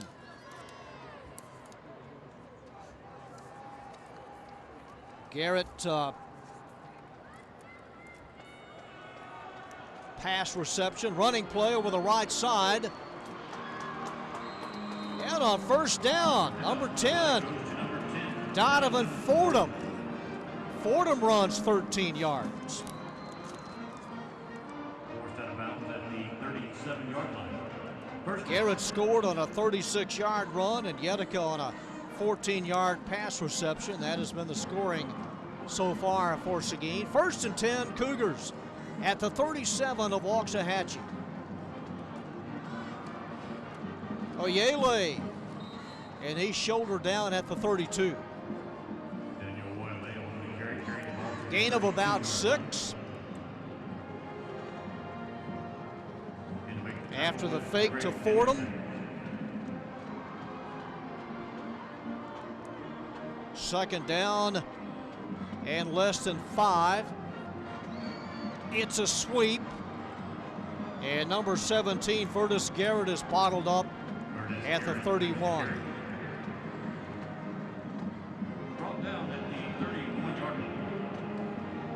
Well, the ability of Seguin to go wide has been largely due to their success. This time, though, nothing happening there as Waxahachie,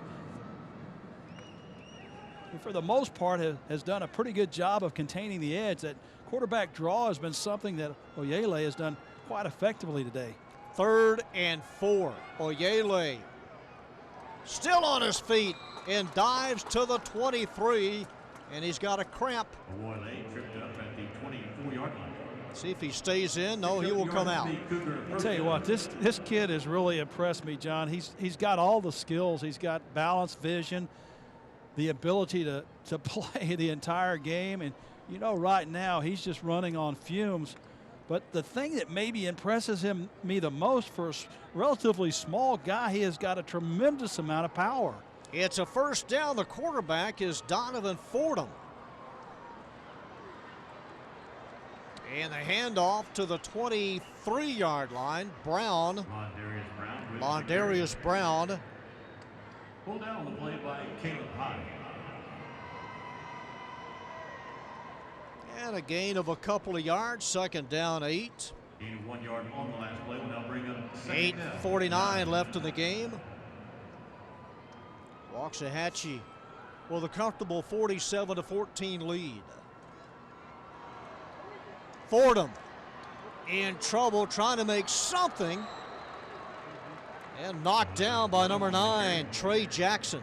Well, we have seen that quite a bit today, John. The direct snap going back just mishandled, which really messes the timing of the entire play up, but consistently Seguin has had that as an issue today. Trey Jackson, the scoring star for Waxahachie in the 2nd half. Accounted for both scores. On 3rd down. And Brown to the 20. Londarius Brown this time with the carry. Forced out of bounds near the 20. And it'll be 4th down for the Cougars. That stops the clock at the 7:59 mark, and a man down for Waxahachie. And we have an official's timeout on the field. Got a player shaken up. We'll take a break. 47-14 Waxahachie on top. Tanner Fincher was a player shaken up, came out on his own.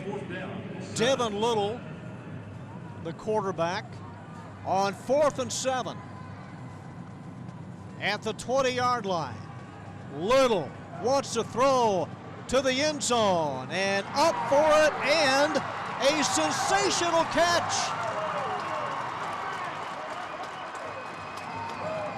That may be the catch of the year, as Little able to spot number 80, Joshua Indukuyama.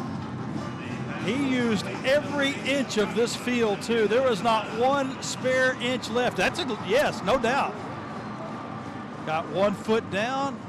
Beautiful. Joshua Indukuyama, a sophomore, 20 yards on the touchdown, and the Cougs will go for 2. Little, and dropped. Kind of bobbled the snap. He juggled it and looked up and was swallowed up.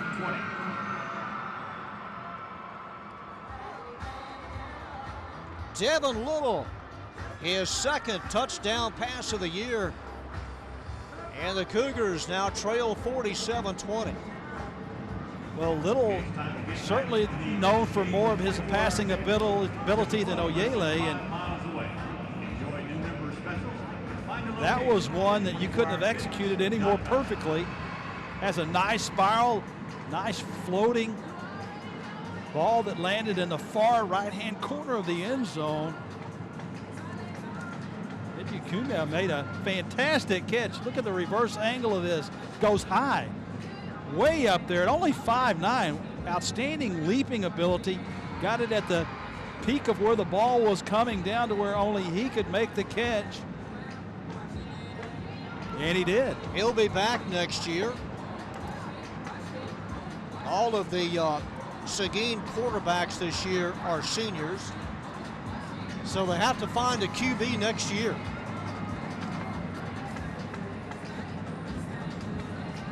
(47-20) as the Cougars set to kick off.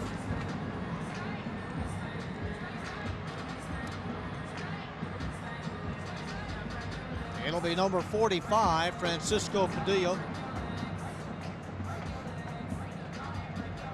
And the same two men back deep for Waxahachie, Rager and Snell. There they are. Rager at the top of the screen.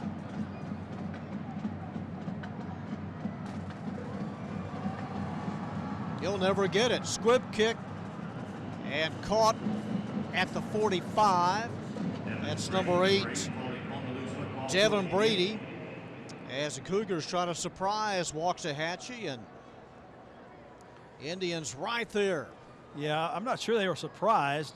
It was executed nicely, but it didn't get that high hop. It was a line drive, and it kind of skipped. So an easy recovery by Brady. Sure they were expecting that, and I like the little misdirection that Seguin tried to employ, but it just didn't quite get the hop they were looking for. Well, they give up a lot of yards. Waxahachie scrimmages from its own 45.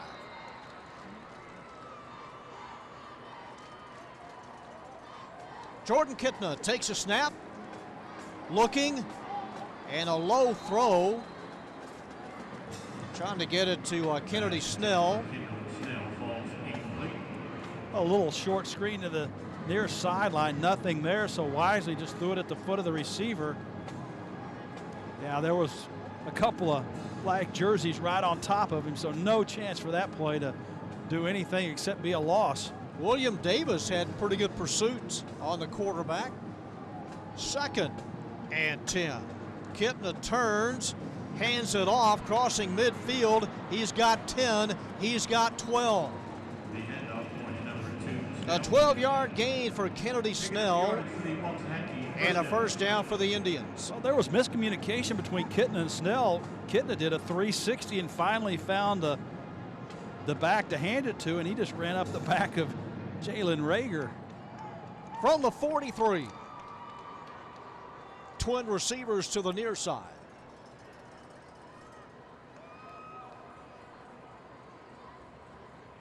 One hands the snap, drops it, picks it up. It's loose, and the Indians fall on it. Running back able to get to it first, Keandrick Jones. Yeah, normally Jordan would have tried to jump on that, but knowing that he's just coming off of an injury, he's not going to get the bottom of the pile. And in this game, and in this score, I certainly don't blame him for that. It's a loss of 8, 2nd and 18 from the 49. That's how shoulders are separated. Ask Tony Romo. Yeah, that will put you on the shelf for about 2.5 months. Look at this, breaking a tackle, taking, faking, and shaking and taking it all the way. That never should have happened. Keandrick Jones takes it 51 yards. Well, John, in all fairness to the Cougars defense, they're gassed. They've been out there a lot. And, you know, when you get tired, it's just hard to complete the play. You just lose some strength and lose a little bit of speed. 51-yard run by senior Keandrick Jones. It is 53-20. Extra point is up and perfect.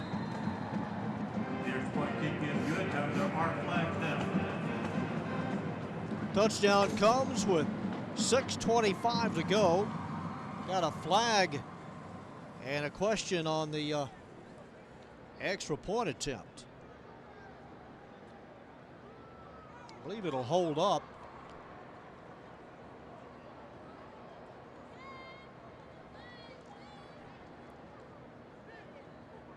The indication is unsportsmanlike conduct on the defense, jumping over a player at the line. 15-yard penalty forces a dead ball foul on the kickoff. Assessed against Seguin. Well, it just clearly frustration. 54-20, lopsided game. The Indians have come in here and done a nice job. Seguin has clearly had opportunities that they have not taken advantage of.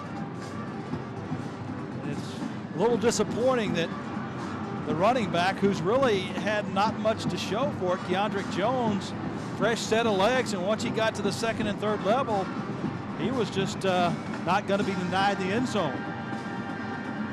Most points Seguin has given up this year. And the Indies, who came in averaging 46, have eclipsed that and will go to 5-3 on the year and 2-3 in the district. And as good as this team looks today, they may not make the playoffs. Well, they're getting everybody back. It may be too late, you never know, but they had to win today, and they're going to do that. They've got to overtake Legacy and Lancaster in order to make the playoff spot.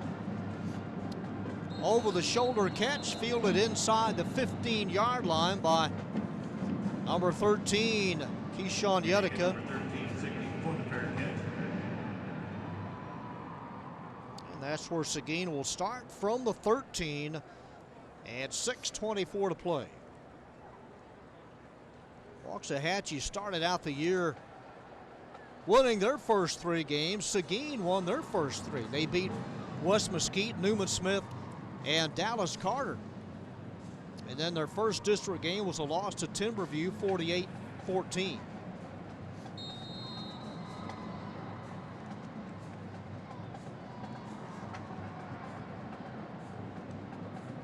And the quarterback will be Devin Little, so apparently Oyele's afternoon is over. Fordham and chased out of bounds at the 16.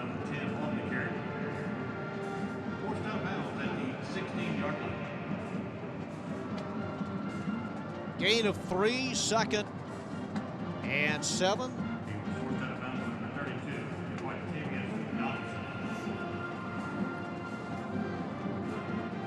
So they'll let Devin Little finish the game.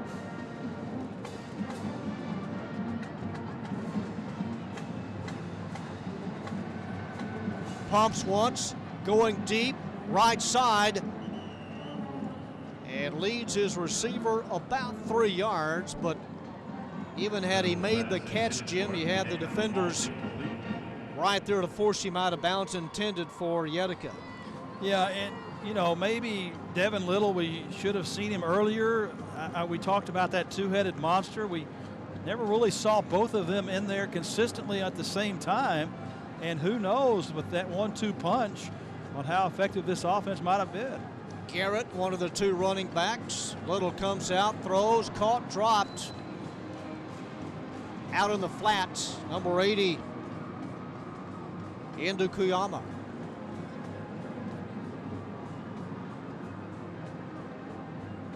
Yeah, at this point, I'd be surprised if Waxahachie just doesn't try to run the football as much as possible. Got to stay in bounds and try to get to the finish line in this one. This is an awfully long game to be out here, and especially for those players, those Seguin players playing both ways. Indukuyama able to make that 20-yard catch in the corner of the end zone earlier, and Seguin is a man short. And they have to take a timeout here. Delay on the offense. Elijah Butler, one of the offensive linemen, arriving a little late. Well, they won't take the timeout. It's a penalty. That'll push it back to the 11-yard line. And Derek Massey now on, number 3. On 4th down.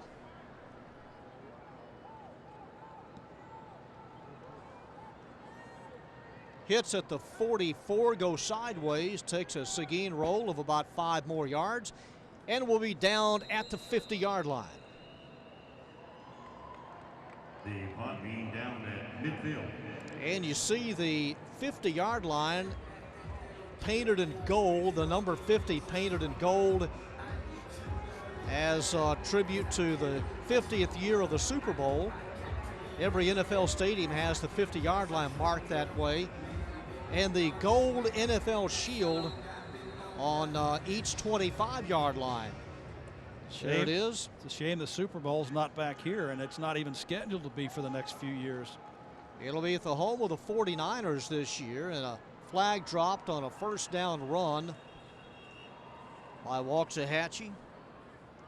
And off on the play, going to number 24, Daquan Childs, and we have a flag down. And here's the call. Illegal formation on the offense. 5 men in the backfield. 5-yard penalty. Repeat it out. Quite a few penalties today, too, John. It's just been a game that has had its moments. Bryce Salick is the new quarterback, number 12. Got a new running back, Daquan Childs. That's a loss of 5. It's 1st and 15. And a catch at the 46. Salick guns it and caught by number 83, Jeff Alexander, a sophomore. Sophomore to sophomore on this connection. Wow, he's got a pretty strong arm, too. It'll be 2nd and 8. That's a pickup of 7 from the 48. And Childs will lose a yard.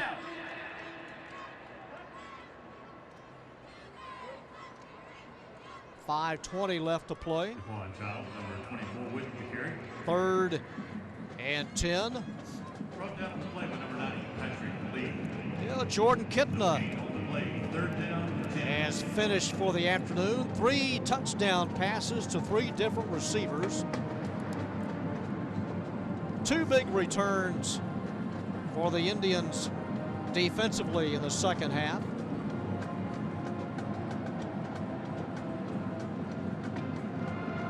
And another catch on the run. This is Erskine. And Erskine dropped at the Seguin 27. Slant pattern as Salick able to hit Erskine on the run. Yeah, and it's all the way across the field once he gets in the middle. He's looking at the receiver all the way, just delivers a perfect strike. Very difficult in single coverage to cover your man all the way across the field when the quarterback has that much time to throw it. Second teamers on for the Indians, getting some experience here in week 8. A 54-20 lead. And a 1st and 10 at the Seguin 27. Handoff Childs. Childs dropped at the 24. Number 28 on the takedown, Evan Lacey. Well, a really nice job by Lacey, too. And another sophomore. I mean, there's a fair number of seniors on this Cougar team, but there's also a fair number of sophomores that are playing at a really nice level for underclassmen. Well, the Seguin player's lost his helmet, has to come to the sidelines. That is the rule, have to be out for at least a play. A gain of 3, 2nd and 7. What do you think about that rule? Well, I mean, you're not going to injure yourself if you put it right back on after the play. I really never understood why in the first place. Yeah, I'm with you. It makes no sense at all.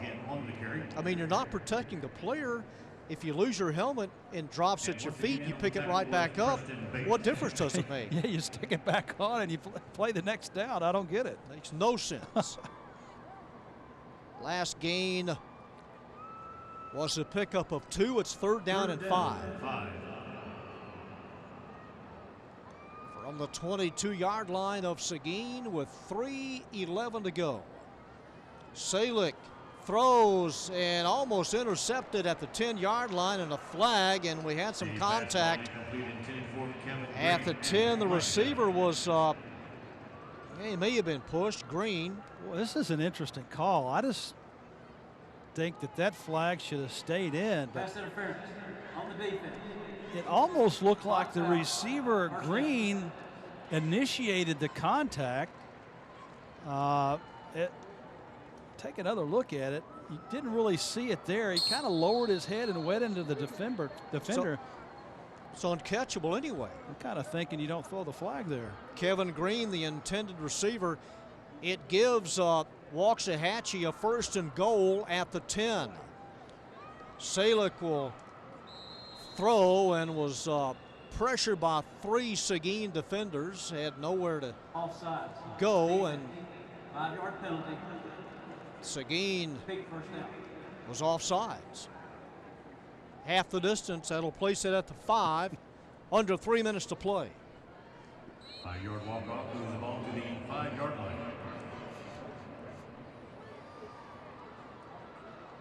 The drive started from the 50. It's now at the Cougar 5 on 1st and goal. Bryce Salick, number 12, he will throw. It is broken up at the goal line. Well, what a nice play. Nice read. The pass intended for number 20, Hartman, falls incomplete. Boy, Derek Massey, he saw that coming, and he just got in there and squeezed and make sure that the reception was not made. Darian Hartman, the intended receiver, 2nd and goal. Why wouldn't he just run it here? I'm with you on that. I don't know. Salick will throw, another incompleted pass intended for number 82, Hunter Hokut. I guess the reality is you have a sophomore at quarterback. He's likely going to be the guy that's going to be the man next year, and he's not going to get a lot of playing chances. So when he does this year, you kind of want to see what he can do. But Seguin hasn't given up. I mean, they've really pressured Salick the last 2 plays. Yeah, and it's just, I thought that Waxahachie would run the football a little bit more too, but they clearly have not. 3rd and goal. Cougars show blitz and broken up at the 9. A lot of traffic in that area, intended for Hartman. Massey was there again. Well, trying a little pick play. The pass was not thrown high enough. There you saw number 20 coming around the pick, and that was Darian Hartman, just a low throw, or he would have been in the end zone. Roberto Perez will attempt a 22-yard field goal. And this would make it a 57-20 game.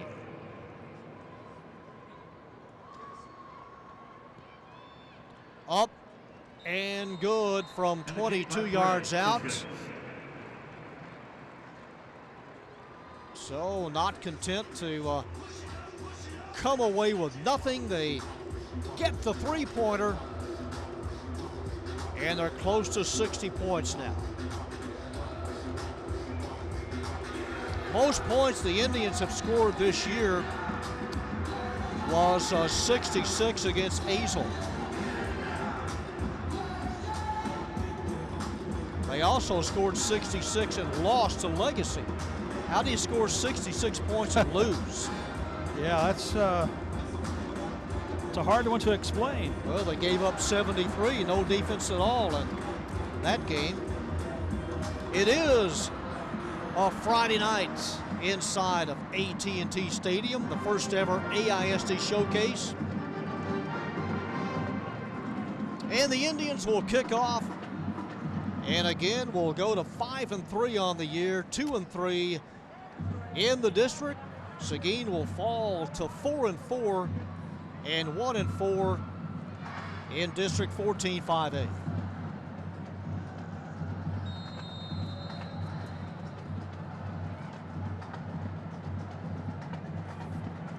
Number 29, Roberto Perez, and a short kick, and fielded at the, or did he call for the fair catch? No advancement. The play stopped at the 24. Brown signaling for the fair catch at the 24-yard line. So apparently Brown indicated a fair catch. And the second teamers on defensively for Waxahachie.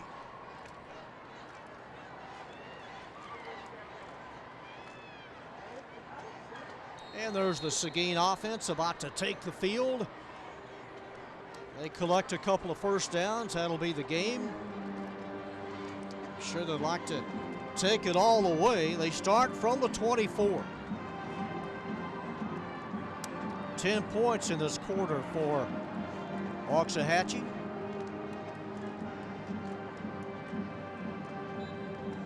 And on first down, number 31, Jonathan Lester, sophomore. Little to Lester. And corralled by Zane Morton, number 71. Couple of yards, second down and needing 8.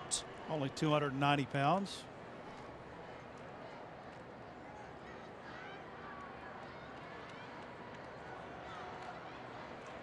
And a carry for number 30, Terrence Roberts. Roberts, a sophomore.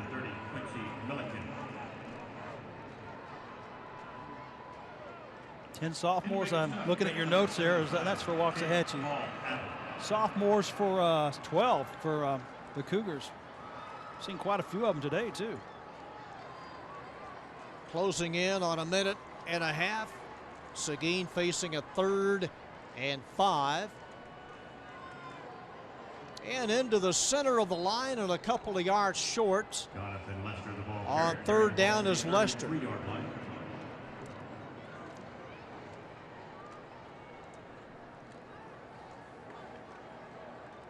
Ball just short of the first down marker. 4th down. Cougars will now have lost 4 of their last 5 games. And on 4th down, the Seguin Cougars will punt it away.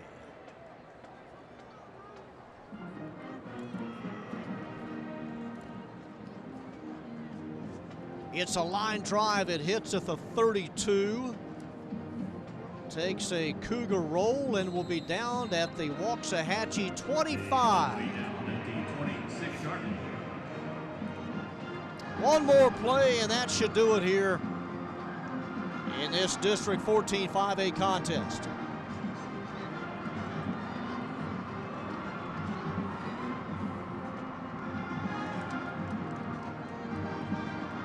And we'll see if they showcase a 3rd quarterback. No, it'll still be Bryce Salick. Yeah, hopefully Salick is not passing the football. He'll hand it off and nothing at all. On first down, the give to Daquan Childs. Daquan Childs, the ball carrier, brought down near the line of scrimmage by number 90. And they don't have to run another play. Inside of 20 seconds, and that will do it. Waxahachie polishes off Arlington Seguin 57-20. They scored 24 in the second half. And Jim, it was a story of big gains and the Indians cashing in, and then 2 big returns defensively in the second half for the Indians. Yeah, just missed opportunities for Seguin. They never could consistently drive the football and not make mistakes when they got near the end zone. They've had opportunities to really create momentum and make this a different story, but they never could capitalize on those opportunities consistently in this football game. Oh, that'll do it as Waxahachie defeats Seguin 57-20. Our thanks to everyone here at AT&T Stadium, our AISD production crew. Once again, the final score, Waxahachie 57, Arlington Seguin 20. For Jim Staples, this is John Nelson saying good night from AT&T Stadium.